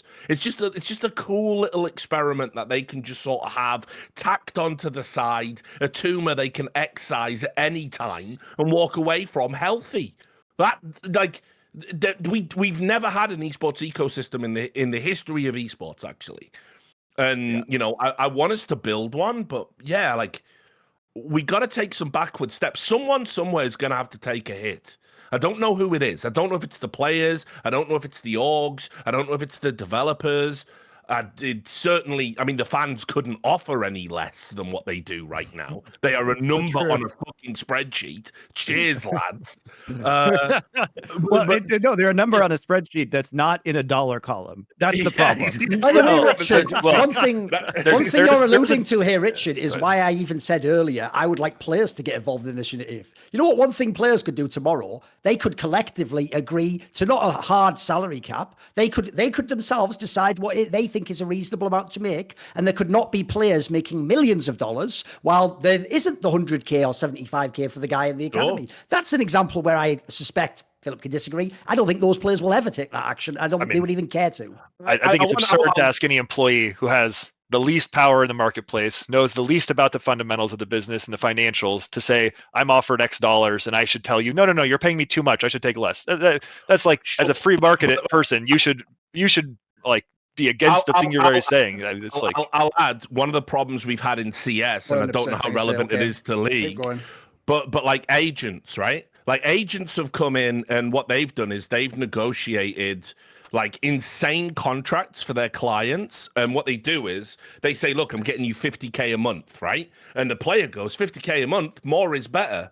Well, that player, so I won't name names, but there was one player who was at one point one of the highest paid players in the world. Great agent. Actually wasn't one of the great players in the world. His salary to skill didn't align whatsoever. And he ended up being benched by the organization because it activated a clause in his contract where it cut 70% of his salary down. And he stayed on the bench for this unbelievably long period of time because it simply wasn't worth it to the org to honor the salary and to have him earning full salary and playing, because he simply wasn't good enough to justify it. So things like that are starting to bleed through into esports. So while I take, like, yeah, I get what you're saying, Phil. Like, no one's going to say pay me less money. That's just not human nature. But also, you sort of have to look at the the X's and O's and be like, is it better to make more money for 1 year or slightly less for 3? And I don't think players are making like very informed decisions. Again, that's helped sustain an ecosystem that they're totally dependent upon. You used Well, that word remember, ecosystem, thought it was banned. The teams shouldn't try and pay the minimum to the players. I'm a moron, of course. That's not a free market concept. What's so stupid about this discussion, mate, is you literally just go between the abstract and the specific whenever it suits your point. While I even concede to you, here's a case I'm making that's against my principle. What about this? I actually try to build a bridge with you, mate. All you do is, if you don't like it, you go for the easy dunk, you go for well, there's a lot there. You do the thing where you deride what I do. Here's the thing, mate. I didn't invite you on this show. You weren't my choice of guest. I don't know whose fucking cousin you are or which mate of these you are in the chat, but I've quite frankly done my best to give you your room to speak. I've tried even to suggest topics that would be interesting. But if the idea that pro players don't earn millions of dollars while pretending to care, who will not walk out of this thing, by the way, about the little guy they don't give a fuck about an academy, is an insane concept to you, then all I'll say is this: shut the fuck up telling team owners what they can do with the money they make and what they can do. You said earlier, oh, what's the big difference between going bankrupt?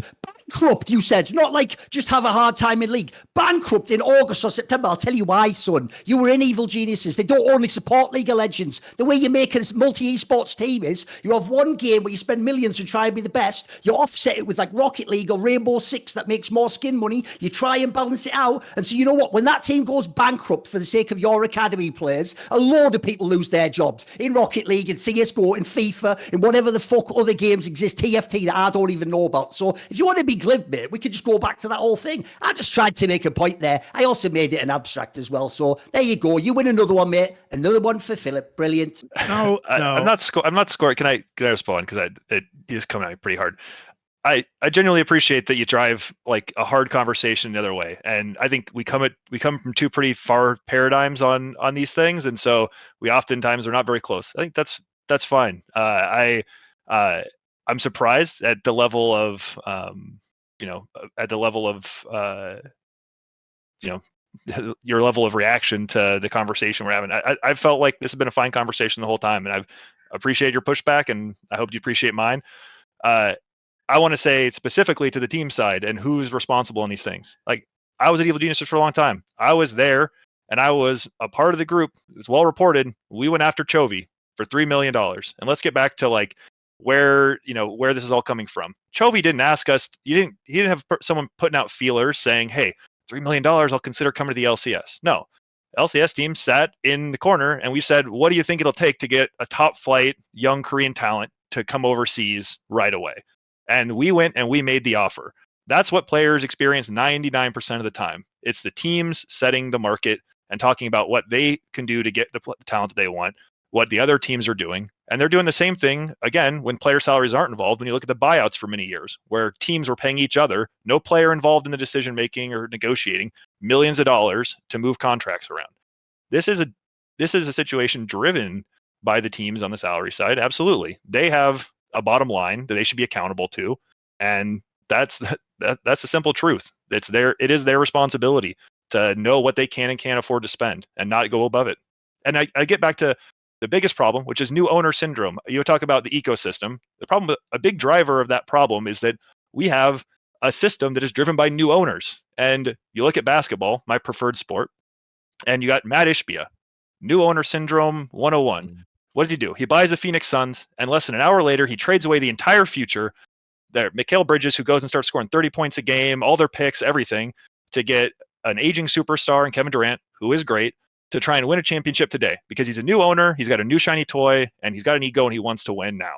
And he tells his people, go spend the money. And guess what happened in esports? We created a franchise system that caused everyone to go out and get new owners, because you needed to raise money, so you need to bring in new capital. You bring in new owners, what do they want? They want to win now. They tell their people, go win now, spend the money. It doesn't matter if it makes sense in the books now. I want to win. I want to go to the Worlds. I want to win Worlds. I want to be the first team. We're going to be the best. We're going to be the Yankees. We're going to be the Lakers, etc. That's what's been happening for years in this ecosystem.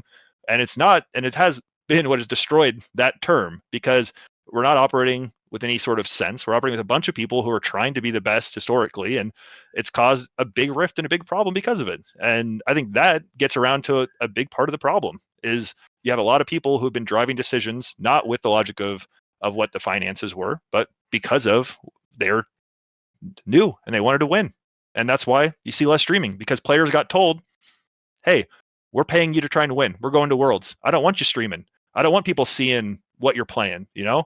I want you to play on alt accounts, and I don't want you to stream. I want you to play 8 hours of scrims, and then I want you to go play solo queue in quiet and try and get better because we're trying to win. That's what the priority is. We're not putting streaming hours in your contracts anymore. We're not doing content anymore. We hired a high-end coach from Korea who said, I don't want to shoot content. I don't want to be in content. I want to focus on winning. This is not the way, right? So all these things add up. And most of it is driven by the fact you had new ownership come in from franchising getting created because you needed to get investors who said, we're going to win now. And they blew up the model. And I give a lot of credit to a group like Complexity, who did get new ownership, but they stuck to the budget and they stuck to the plan. Those guys over there, frankly, continue to say, we have a budget, we stick to it. Sometimes we get good, and then we can't afford to pay the players what we can't afford to pay, and they move on and we try and rebuild. Like, props to them, frankly. And we need more groups like them out there who are trying to be mindful of how to run an operation, even with investment dollars, how to be financially responsible. In your case, why do you think that EG wanted to spend $3 million on Chovy? Like, what was the end goal of that happening? Yeah, right? we had a lot of stuff in our thinking. One, we wanted to compete, we wanted to try and win, and we thought there was an opportunity with everything going on with his organization. And you remember the controversy around the agents who were also a part of the team, and that whole thing from a few years ago. So we thought there was a vacuum here of top talent who's going to be available. We thought that even if we didn't get it, it was going to make us credible. That was a big thing. We were like, this is a moonshot. It's probably not going to work anyways. Maybe 3 million is not even enough. It wasn't enough at that time, obviously. But we did feel like if we went for it, it would make us credible in the space. There was a big problem of teams that had come in and had built reputations quickly as organizations that players didn't want to play for because they didn't think they were serious about competing. They thought they'd get caught in a budget team and then they'd never look good and they'd never get an opportunity to get a big contract. So by going for Chovy, we knew it would certainly get known to the public because it was a big deal, and players would immediately be like, well, that team wants to win. And that was that had an impact. So we're like, yeah, let's swing for it. And now I look back on it, I'm like, thank fuck. The second he said no, we all said, thank fucking God. What were we thinking? Like, that was literally, I looked at Greg and we were sweating buckets and he said no. And we were like, holy shit. Like, our palms were sweating and we were like, we almost fucking did that thing. That would have been the craziest thing we've ever fucking done.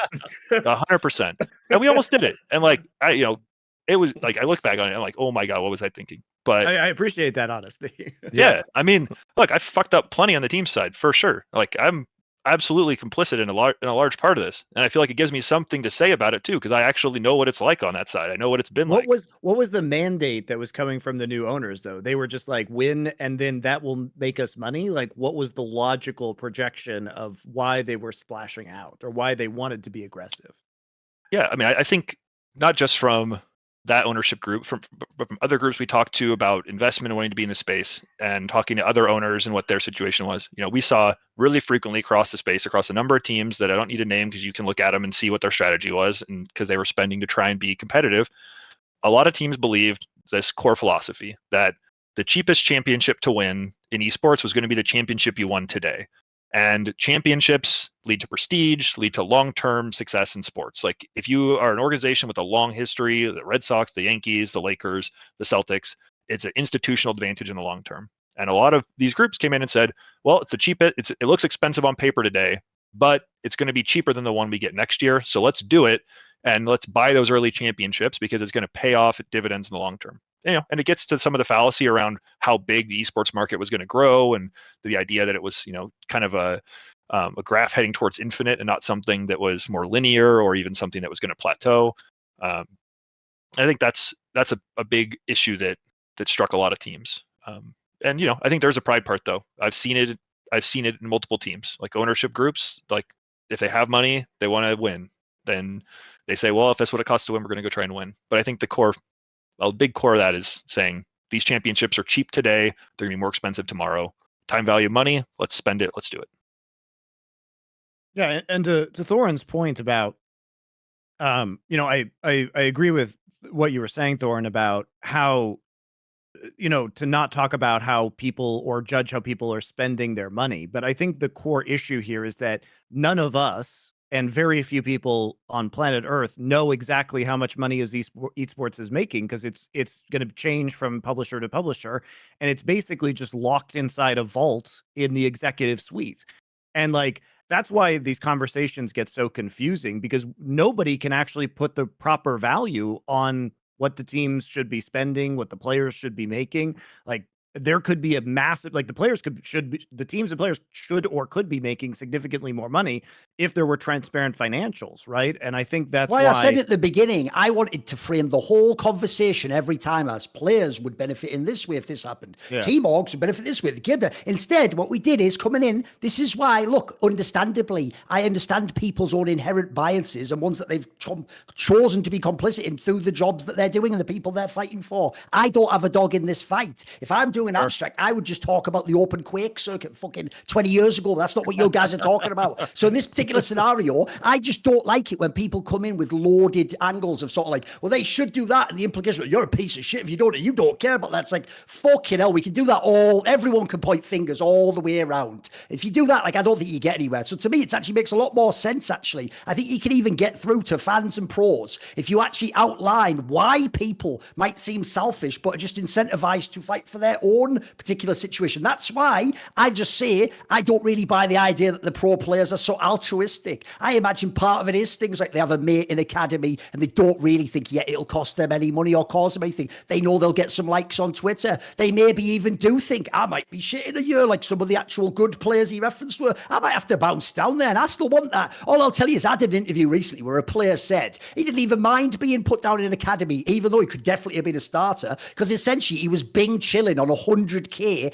with all his team house paid for. He didn't even have to perform to a high level, and he knew essentially if the chance comes again and I'm in good solo queue form, not having to play all the scrims. They told me some of these academy teams don't scrim. He said basically you're just waiting for your chance again, for the free chance to come back up. Who the fuck wants to go back to a normal job? And you don't want to be fucking Kurt Warner bagging groceries and hope you get your call up. So I just think it doesn't make sense to essentially put like moral judgments or impetus behind a scenario where, yes, if we consider this like a scenario like an American financial system, everyone is acting in their own self-interest. The economic theory even is that's how you balance out all these interests, is that if everyone in some ways is a bit selfish, then in that sense the actual negotiation gets us closer to a compromise, which should bring it back to the Riot thing. That's why Riot's ultimate autocratic power is a nightmare. The best deals always are when everyone gives up something to get what ultimately they really want, and something ideally collectively we all want. Yeah, we're an imperfect market. I don't disagree, and we're trying to give up. We're trying to give up something. We're trying to bargain. I guess that's what we're here for. At the end of the day, we're here trying to bargain, trying to use this platform to bargain, trying to make a deal, trying to meet in the middle, trying to figure out something that'll work for everybody. Yeah, and I mean, I do think that I was not a fan of the way the academy and like amateur systems were being run, but I'm also not a fan of rug pulling halfway through a year and giving people who work on these teams zero notice. I mean, I saw Blizzard do this with Heroes of the Storm, and it was really shitty when that happened, where it feels like you've made a commitment to these players and to these coaches and to this ecosystem, and then one day it's just announced that it's completely gone. And they even did it with the player size in OWL. Like, they just reduced the spot on a team and immediately eliminated a bunch of jobs overnight. Yeah, so I mean, I sympathize with that, especially because it doesn't feel like there is either a plan in place, as you pointed out, with the interregional competition maybe happening at the earliest in 2024, and some really vague revenue sharing, that there is no plan here. And there's nobody who it looks like is taking responsibility for it. I mean, Riot does this all the time. This article about the Challengers League is written by LOL Esports staff. There's no name. There's nobody in ownership of this project. And this is a common problem, not just in North America, guys. Like, LCK has a ghost commissioner who has changed several times, but there's tons of problems over there, and nobody ever takes responsibility for them for the Korean League. There's never a name, ever. And to the point that was being made earlier, it's because a lot of these people are what I call esports tourists. They are here to run this thing right now, but they cannot have their name associated with anything bad because ultimately their goal is not to stay in esports. It's to climb the corporate ladder of the developer into a different role. And they're not here. Or to jump they're into not a mainstream career esports people. To jump into like a mainstream sports role. You know, we've had a lot of people, by the way, who failed institutions like the NFL, the NBA, Fox Sports, things like this. They've come into esports because it's a hip, new, cool thing to pad out the CV. They don't want to be here. They look in their wallet and see the fucking deactivated corporate credit card. If they're sad as fuck to be here. They're here for 2-3 years. I was associated with this. I built this cool thing, and then they fuck off back to from whence they came. You know, that's the game plan for a lot of these people. And it's what I was talking about earlier. When you don't put a name on this Richard, especially to your point, when you have teams that are owned by the Golden State Warriors or Harris Blitzer, which owns the Washington Commanders now, as well as the 76ers and the do they own the, I think they own the 76ers, they own the New Jersey Devils. You know, these organizations, if you can get your foot in the door through being an esports executive to them, it opens up opportunities to move into sports and move into their sports divisions. That literally has just happened. I'm not saying Greg Kim is this guy, by the way, because I think Greg Kim is great, but he has been moved to MSG out of CLG. Like, he was not among the people who was let go, as I understand it. And so there are opportunities to maintain your position or to move up within the sports organizations as well. And so a lot of these people they're not the people who are within Riot, obviously, but there are similar people who are in control of these teams.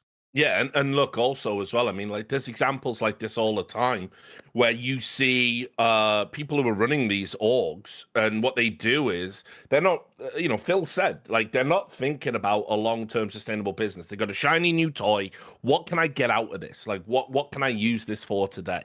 You know, and it's like, I look at someone like Lee Trink, you know, over at FaZe, like I just call him the walking midlife crisis. Used to be a music executive, you know, probably was burnt out the fuck with that, comes into esports, and then what? Suddenly he rewrites history to say he was a founder of FaZe, which he absolutely was not. Gets them involved in a bunch of bad deals. There was like this fucked up thing with some like Norwegian, they were going to be the next Twitter, but then all the numbers were fugazi, kind of like what's going on in Succession right now with fucking Gojo or whatever. It was called Hubrick. You can look it up. There were a number of lawsuits that are publicly available. Then it's like, it's very hard for me not to believe that a guy who's come from a background in music does this unbelievable sweetheart deal for Snoop Dogg. By the way, behind the scenes, they're telling journalists that Snoop Dogg, apropos of nothing, wore that FaZe medallion at the fucking Super Bowl. Apparently, it was just in his chain rotation, and he just put like, fucking give me a break. I do love the phrase chain rotation. Yeah, he was just like, oh, it's the FaZe one today, homies, right? And then it's like, it's hard for me not to fucking believe that like Lee Trink basically just wanted to get into a meeting with fucking Snoop Dogg and fuck the company. He's not even there anymore. He's not on the board. All of Snoop Dogg's, like, 2 of Snoop Dogg's kids, I think his wife, got a bunch of like shares. I mean, they're all worthless now, like lol, but you know, they're still walking away with a bunch of money or some money for not doing a whole lot of much. Like, people are just fucking like, they just don't give a fuck about esports. Like that is a fundamental problem at the heart of it. I know I'm probably repeating it because I'm talking about the ecosystem shit again, essentially. But people don't actually care about the esports. They care about where esports can take them to, where esports can elevate them to, what kind of doors it's going to open in future, because it's just a hip new thing. But it's like, you know, it's not a coincidence that half of these motherfuckers that are like, esports is broken, they walk away. Where did they go to? Oh, they went to Web3. They went into crypto. They went into NFTs. They went into whatever the cool new hipster bullshit was. And guess what? They'll be out of there in 2-3 years as well. So it's fucked up, man. We got to do better with like the people we employ. Frankly, the people that we give the money to, the people that we empower to make these decisions, because they're idiots.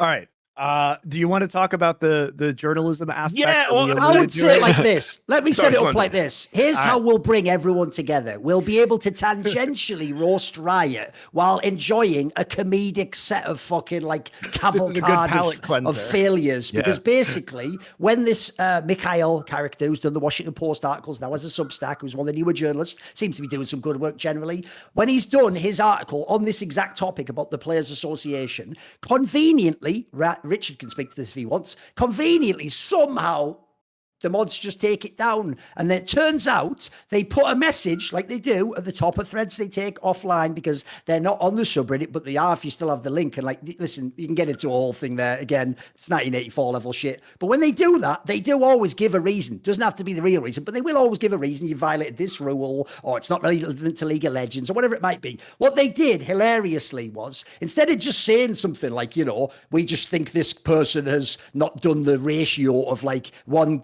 fucking post about your own shit to 10 comments, which is the classic thing, which they still don't have as a rule, has never been a rule, but they every now and then selectively will choose to apply as a rule, conveniently just about topics like this, where, you know, let's say exposure time for a story that might be very relevant to who sees it, who doesn't, who knows what's going on in a case like this, where there's days to count on this particular topic. So what happened was, instead of just coming out and saying as a monolith, no, actually, we just got rid of this post, they hilariously just actually dropped old Travis in there and just basically said, like, and thanks to Citizen Travis for reporting the people who were being, oh, it was ridiculous, yeah, for like turning in these other people, and as a result, he will receive one extra slice of potato in his soup tonight in the gulag, because the sickest thing about all of this is Travis apparently did it because they'd banned his account while at MSI because he had violated this particular ratio. They turned him, guys. They and caught when him they and did they this, turned him into an apparatus. This is the maddest thing. They don't even release him from the gulag. He is still banned as far as I know. He just did this seemingly, as far as I can tell. I actually even think he didn't do it like totally devious. I think he's so dumb. It was like, but he's doing it. Mommy, what? Like, but he's, but in doing so, he has absolutely violated like an unwritten rule of journalism. I mean, like this is what he does. This is what he does instead of actually making content, by the way. He just sits there and counts people's posts on Reddit. Oh, he also has other people post content on his channel. But aside from that, he then also basically complained that they'd like thrown him in it, which they have. But spoiler, like, mate, you're really the frog on the back of the scorpion going, oh, bloody drowning again. I'm all full of stings. But that's the thing, though. The scorpion ain't bad. It's fundamentally good. And I'll just be taking a ride back, please. Like, he never learns, mate. So as a result, I don't even actually need that much vitriol. My vitriol is just about the idea that he violated sort of the peerage of being a fucking journalist and actually dobbed his own fucking guy. He agrees the rules like invalid and fucked up and corrupt. So why the fuck are you essentially getting someone else audited if you think that's wrong? So I think that's the angle I take. So I take it more of a comedy angle. Reset the filter from tragedy to comedy, as I often want to do with Travis. But there are also bigger implications. Like I say, there's the angle of the subreddit mods or what's going on with this story or why it was suppressed. So where do you want to go on this, Richard? Well, so look, right, I mean, the thing is, I think we can all agree that no matter which way this goes, this is like, we're witnessing, like, esports history unfold. I know that's, like, a very cliche thing to say. Duncan will hate that, because everything's history. But obviously, like, there's a real chance to set some precedents here that might a walkout would be a very big deal. Yes. Yeah, right? So I think reporting around that is sacrosanct. And so what Travis Gaffer did by electing to complain about this story being self-submitted. And again, I just want to remind you, nowhere on Reddit will you find this self-promotion rule, because Reddit know they can't enforce it. By the way, Reddit is a website that needs traffic to survive. They're one of the worst monetized tech websites of all time. They rely on handouts. They regularly meet with like the feds and the government for reasons. Who knows what's really going on there? They also did turn a blind eye to fucking correct the record. Go Google that, while telling you that vote brigading is bad. By the way, the only public statement on what constitutes vote brigading is one fucking loser who couldn't handle the fact Total Biscuit could link Reddit threads and basically have his fans come in and maybe say, oh yeah, actually you're being overly critical there or whatever. They just didn't like it. That was what, 12 fucking years ago or something. And that's the only public statement Reddit have made. None of this is enforceable. By the way, I fucking despise Reddit as a company. The government needs to look at some of their employees. There's all sorts of fucked up shit going on there. So that's an aside. Fuck Reddit forever. But here's the problem. Mykles Klementov is a fantastic journalist. He's done some very vibrant and essential reporting. around the Saudi Arabian takeover of esports, around sports washing. And I think his coverage here, indeed, where he interviewed Phillip, but interviewed everyone. There were some very important quotes in this piece. This is essential reading if you care about this topic. And what Travis did, rather than go, I am furious because I am banned right now for self-promotion. But this story is too big, so I will sit and wait, and I will wait for the next time Mykles or any other journalist does it. He couldn't do that because he is Travis Gafford, the most important fucking man in the League of Legends ecosystem. He's at the heart of it all in his fucked up brain. So he actually went and complained and essentially got this story took down, and then the mods went, now we will let the other thread that we'd previously deleted be the main thread, which conveniently serves Riot's needs of discussion around this and community awareness being suppressed. It's almost, I mean, listen, I can never tell if Travis is the fucking ultimate sleeper cell agent or just a bumbling comedic moron that should have had like a double act with Jerry Lewis. He's like Jar Jar Binks and those people who think that Jar Jar Binks was a Sith Lord and the actual villain of the prequel trilogy. Sometimes and you just don't know. I do think Binks is the Sith Lord. Sometimes it's hard because it does serve Riot's purposes for this story not to be as big a deal. But anyway, as Duncan said, this is the fucking even the worst part of it, right? There is no need for any of you to engage in self-promotion because there is that fucking bot, Corey Lulu, that if you just pay fealty to them, their bot will upload your content to the subreddit. Everyone I actually knows told him, don't put my videos on there. People don't know. He used to put mine on too, Yeah, everyone knows he's a bot. Everyone knows it's botted content. Everyone knows Reddit has taken a stance against botted content, including the mods. But Corey Lulu's such a fucking important part of the ecosystem. By the way, a pleb who, like most plebs, contributes nothing except being a fucking pleb. Oh, look at my karma number go up. Well done.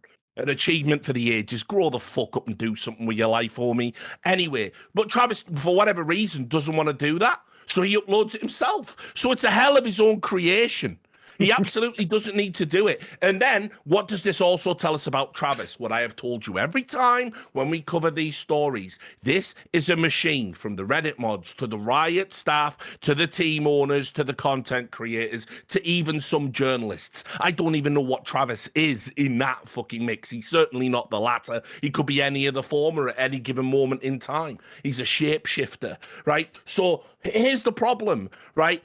He has had to back channel. He's repeatedly back. You know this thing that doesn't happen. You know how the Reddit moderators have always maintained we were not talking about private things on that Skype channel we were on with the Riot staff members. By the way, they've provably leaked private information about people, about moderation decisions and Reddit habits to Riot staffers, because Riot staffers used to be moderators on the fucking sub.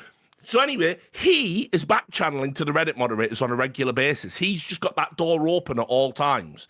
So he can just go there and say, oh, yeah, we should get rid of this story. Look, he's breaking the rules. Essentially acting as a fucking de facto moderator. Ashley Kang does the same. So I got zero respect for her. And her being Journalist of the Year is an actual spit in the face of all the actual fucking journalists out there who will not bend the knee to a bunch of fucking janitors that want to act as editors, because that itself is unethical.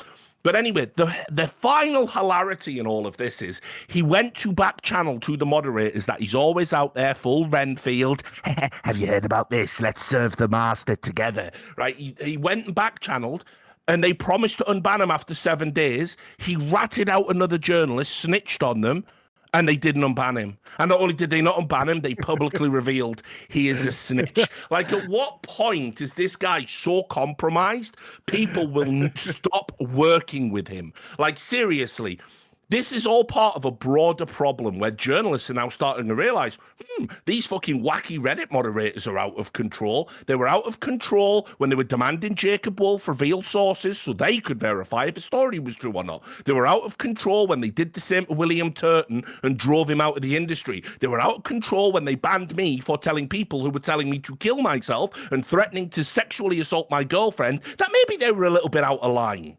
Right? They banned, just coincidentally, the most most critical journalist in esports of Riot Games, who exposed all of their bullshit. And they all stood by. The likes of Travis stood by and went, it's not ideal, but what you're going to do? I know what you're going to do, son. You're going to work with them. You're going to snitch for them. You're going to have private meetings with them and discuss what stories should be allowed and what shouldn't. And how should I change my journalism to meet you?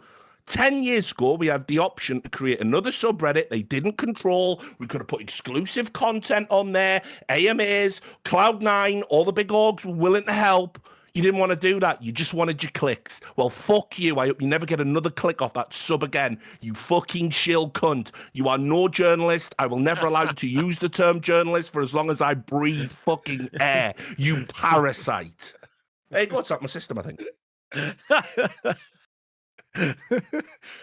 Comments, Phil? I didn't know if you knew I was still in the program. I wasn't sure if did they turn my camera off? Should I tell anybody? Yeah, strong words. I mean, I think that I think I'm probably more in the Monty camp of the I don't think a Renfield situation here personally. I do like the original FW Murnau Nosferatu. That's a classic banger. Indeed. German expressionism at its finest. But I think it's much more likely that he scored a pretty bad own goal here, and he was pissed that they went after him, and he saw something, and he was like just messaging one of them on Discord or some shit, and was like you stupid fuck, like look at this, like you fucking punished me, and what are you doing? And then they're like, oh okay, like props to you. Let's put your name in the byline, like. And he seemed like he's getting to a point though where he's actually harmful in the space. Like I said, this is why I can't give him the bumbling like comical figure anymore, because he did this with the EG coverage around Danny, where basically his content that I recused myself from it, but it's on my channel. So I didn't recuse yourself from it there, buddy, but okay. You had editorial input on it, but you read a text that said, I'm having a poo right now. Oh, so relatable, mate. Grow the fuck up. These are serious issues. But anyway, so he's actually like suppressing shit, snitching on other journalists, having their work suppressed. He basically said what was going on internally at EG. It's just systemic, just part of the system. They're only esports orgs. They can't be expected to look after young, vulnerable adults that they know are young, vulnerable adults. I don't know. There's a sinister heel turn here. I'm not very comfortable with it all. And as I said, I'm going to be watching very intently. This should be the final chance for old Travi. Right? He's not a journalist. He had no formal fucking training. He essentially leveraged a good deed to be a public figure, and that's it. He needs to get back to the fucking support call center he come from before he does any more damage. It's as simple as that. Like, I take journalism seriously. This is my thing. I'm more offended at the fucking, Duncan's talking about self-interest. I'm more offended at the fucking crimes against journalism than any of the fucking league or any of that nonsense. I'd take or leave it. But that is actually harmful to the space, and he's done it on 2, 3, 4 occasions. And also, as I said, when you back channel and you give those Redditors, the Reddit mods, the hubris to think they can do this to any journalist, you're working with the enemy. You are a collaborator.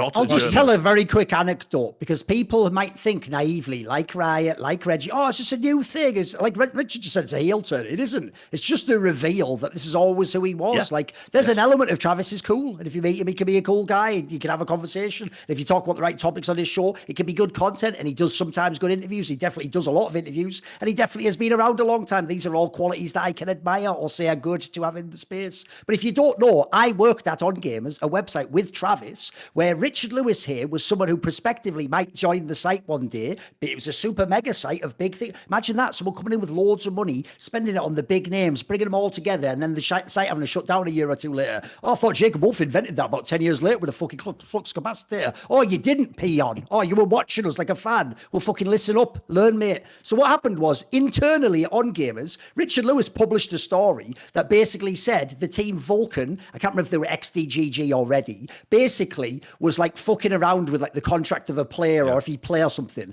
And basically what happened was, I'll just say this, I would speculate as an outside figure, not inside Richard's head, and I don't talk to him about his sources. I would speculate, it seems very likely based on my sources, that Richard's source was one of the players involved in the story. It was essentially the best source you could have outside of, like, you obviously have to verify what they're saying is true. Travis knew this, but internally to push his beef with Richard and essentially allowed like carte blanche reporting from the other side of the story to essentially call Richard a liar and publish that himself. And here's the problem. Just like I've always called out Slasher for knowingly not following up that visa story where he knew people were playing on tourist visas and he killed the story, and I asked him for at least like a tip of where to look, and he essentially said like, it's not important or something. In the same sense, when I know that Travis knew that and then published, well, it's essentially not just disingenuous, it's actually called the lie of omission. When you remove context that would change how people see information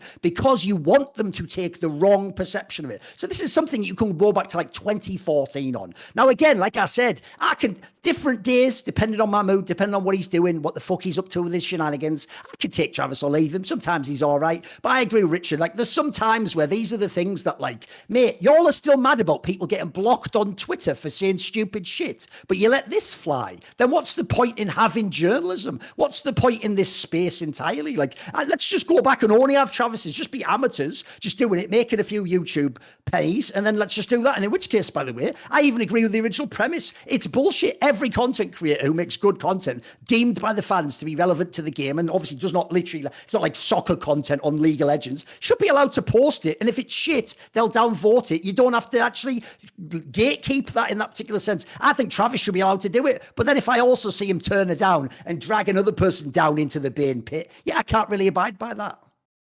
Yep. And so I'd like the Players Association to commit to no more interviews with Travis for the foreseeable future. I think this is an achievable goal. I think it's good for the ecosystem. And Philip, if you take one thing away from this podcast, I really want it to be that. I'm glad you served it back to me for a moment, because I'd say we have done interviews with Travis. We're going to keep doing interviews with Travis, and Travis is definitely flawed. And I don't think some of your points are wrong. I would probably disagree with some, but he's made a bunch of mistakes. He's got some scars, for sure. Well, I want to say, just complete this thought. You know, I think the same thing when I've come onto this podcast, Richard. The first thing I knew about you was that you're like a chokehold artist taking out the finest members of the Dota community, because that's where I came from. And that's how I understood. That's how I understood you. And I would like to say that for a long time I was not willing to give you a second chance. I saw how you can be really abrasive to some folks on social media. Same with you, Thorin. And in ways that I was not willing to give a chance. And people told me to give you an honest look. And I can say, with confidence, that I believe you've done a lot of good reporting. Everybody on here has done some really good reporting and asked some hard questions and important questions. I believe Travis has done that too. I think we all have some scars, myself included, no doubt. I outed myself for trying to pay $3 million for a Korean player, which is absolutely fucking anathema to what was financially responsible. We're going to keep working with people who are trying to do good reporting. So I'd like to highlight that Mykles done some really good reporting here, and we're really thankful for him, and hope people subscribe to his Substack and subscribe to anybody doing good reporting. And it's necessary in this space now more than ever. Yeah, you've got a lot of people. Substack.com, by the way. So that's our hope. I come on the show because I believe you guys give an honest platform and give me a real chance to share, and you come with hard questions, and I appreciate that. And I think the same for Travis. And he's not perfect by any means, but he's done some good reporting, and he's he's worked to help advance the player cause in my experience. So I'm going to defend him there. I understand your guys' experience and relationship there to him or to others in the space too, and I don't begrudge y'all. I get that it's a tough place when you're bumping elbows and there's people doing stuff that hurts you. So I give you that. But yeah, that's where I rest my case. We're going to keep working with anybody who's willing to help tell our story and get the good word out there. A proposal's been shut down, Monty. I guess we have to end on a declined, but it's noted in the official record. I walk away with nothing. All right. I tried, damn it. Final thoughts, everybody, on this topic. We do have, it's a rumored vote that is happening on Sunday. Or have you actually confirmed that the player vote is happening, Phil? We have had, our leadership has voted to hold the vote on Sunday. There will be a vote on Sunday evening. I'll just I've got quite a quick one. I have a very abstract point to make. I don't want to go over the specifics. I thought we actually went in quite in detail. That's one of the reasons why I tried to propose alternate angles. I didn't want it to just be like going over the PR fucking release and then just actually asking, like, oh, tell us more about that. Like, yeah, essentially the whole point is that is what Travis's outlet for. You can go there. You can fucking tell him about the questions you want. Ask him, mate. Have another cut if you want. Do a second interview. That's the certain parts of the world of the esports. On this show, people are going to push back. Gives you a chance to see if you make good arguments. Thought actually the point you made about Danny, if he'd gone to the academy system, maybe that even could be spun into something that would have helped him. And actually it would have been better to go from prodigies to academy to then one day, maybe now he could be coming to the LCS and maybe he'd understand the circumstances and it'd be a brilliant scenario. I'll just make an abstract point though, which is there's two ways I look at this. Selfishly, my own self-interest is I get to watch the absolute best of many esports, so I don't need certain scenes to develop. Like, the joke is, if you know how I watched Korean StarCraft, I could have all Western League of Legends die tomorrow, and as long as the Koreans keep playing and maybe the Chinese keep playing, I'll get the games I want. I made the joke at MSI. What I like about the format is you've made a little kids table where the Western teams can just fuck off nice and early, but they get lots of games and they get to beat up on Rainbow Six and regions you don't even know about. And then we have the real adults table where it's the best teams in the world, Chinese and Korean, and they battle each other in a double lane. You have like 4 or 5 real finals. It's fucking amazing. I think it's a way better thing. It's catering to both audiences. So I personally would actually say I would go for the ultimate free market dream, which doesn't appear to have ever existed in human history, but let's just say theoretically it could, where there's no import restrictions. There's no restrictions at all. There's no leagues. It's just a series of tournaments. Somehow the game developer shares enough of the money that people can all make it. We just have the best competition ever. And you know what? If every great player's from North America, I'm cool with the Koreans being on some B league back in their country. But if every great player grinding like a motherfucker in Korea, it's better than them in North America, I want them to be the ones winning the money. I want them to be making the millions of dollars. I don't want a world where someone like Kane has probably made like 1/30th of what Bjergsen has made in his career when he was a way better player, had way less opportunity, and oftentimes if he's on the 5th best team, can't go to Worlds, where Bjergsen goes 0-6 or fucking comes last in the group and fucks back off to make $4 million.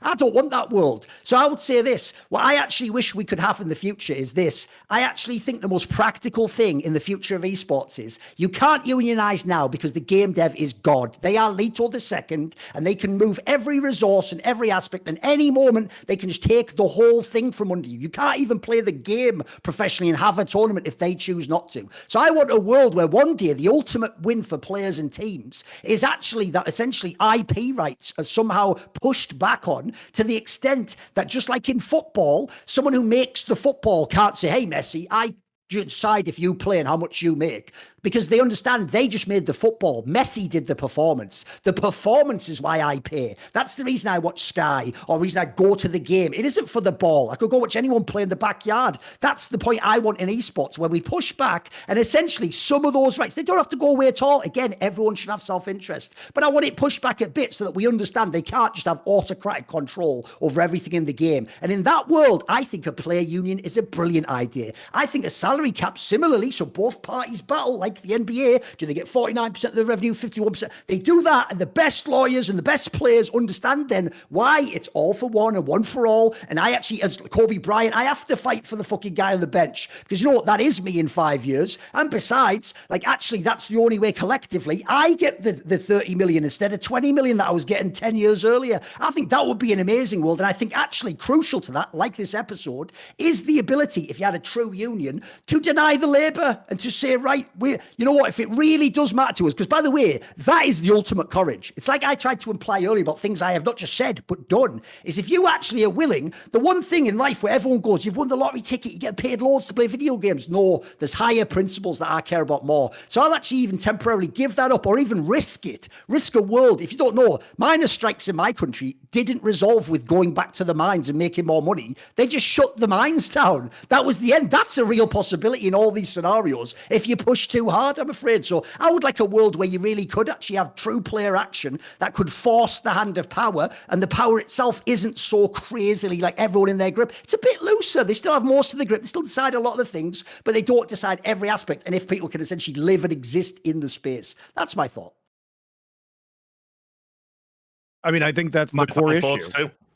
I like it. I mean, I think that's the core issue that we're all struggling with, is that at the end of the day, the publishers are in control of all of the information we need in order to make informed decisions about the economy of esports, as we've discussed.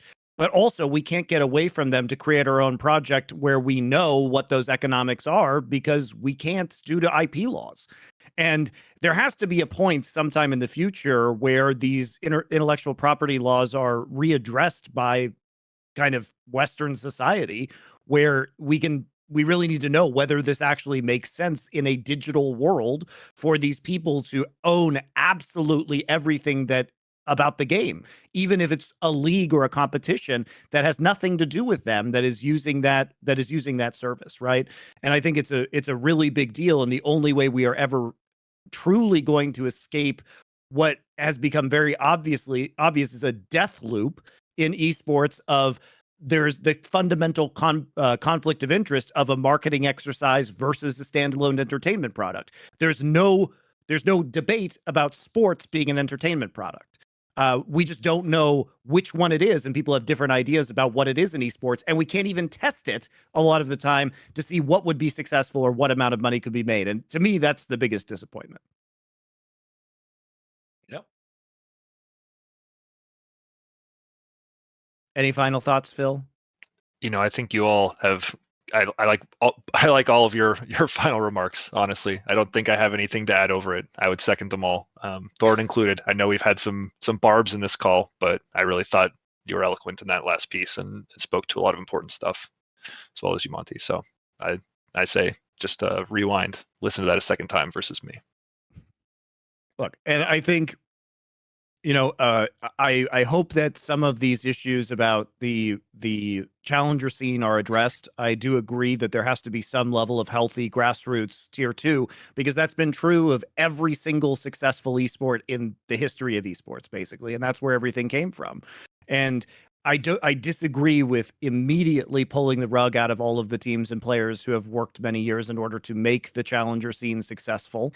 And it's disgusting, frankly, to do that without any kind of warning and cause these people to lose their jobs, which is exactly what Riot and the teams have done in this instance. And without anything to replace it, I appreciate, Phil, that you are putting the light on this and trying to force the teams and the Riot to behave in a better way. And I think you are one of the very few people who has been willing to publicly call Riot a liar at, potentially great expense to yourself. And I think that's very noble of you, and I appreciate your bravery in doing that, because it's more than a lot of other people can or would have done within this situation. So thanks for sticking up for that aspect and sticking to your guns on this subject and continuing to push forward, because I do think it's important to have these conversations in the public and for you to be able to come onto these shows and give your points. Thank you. So with that, as usual, guys, Esports, the Lenda asked.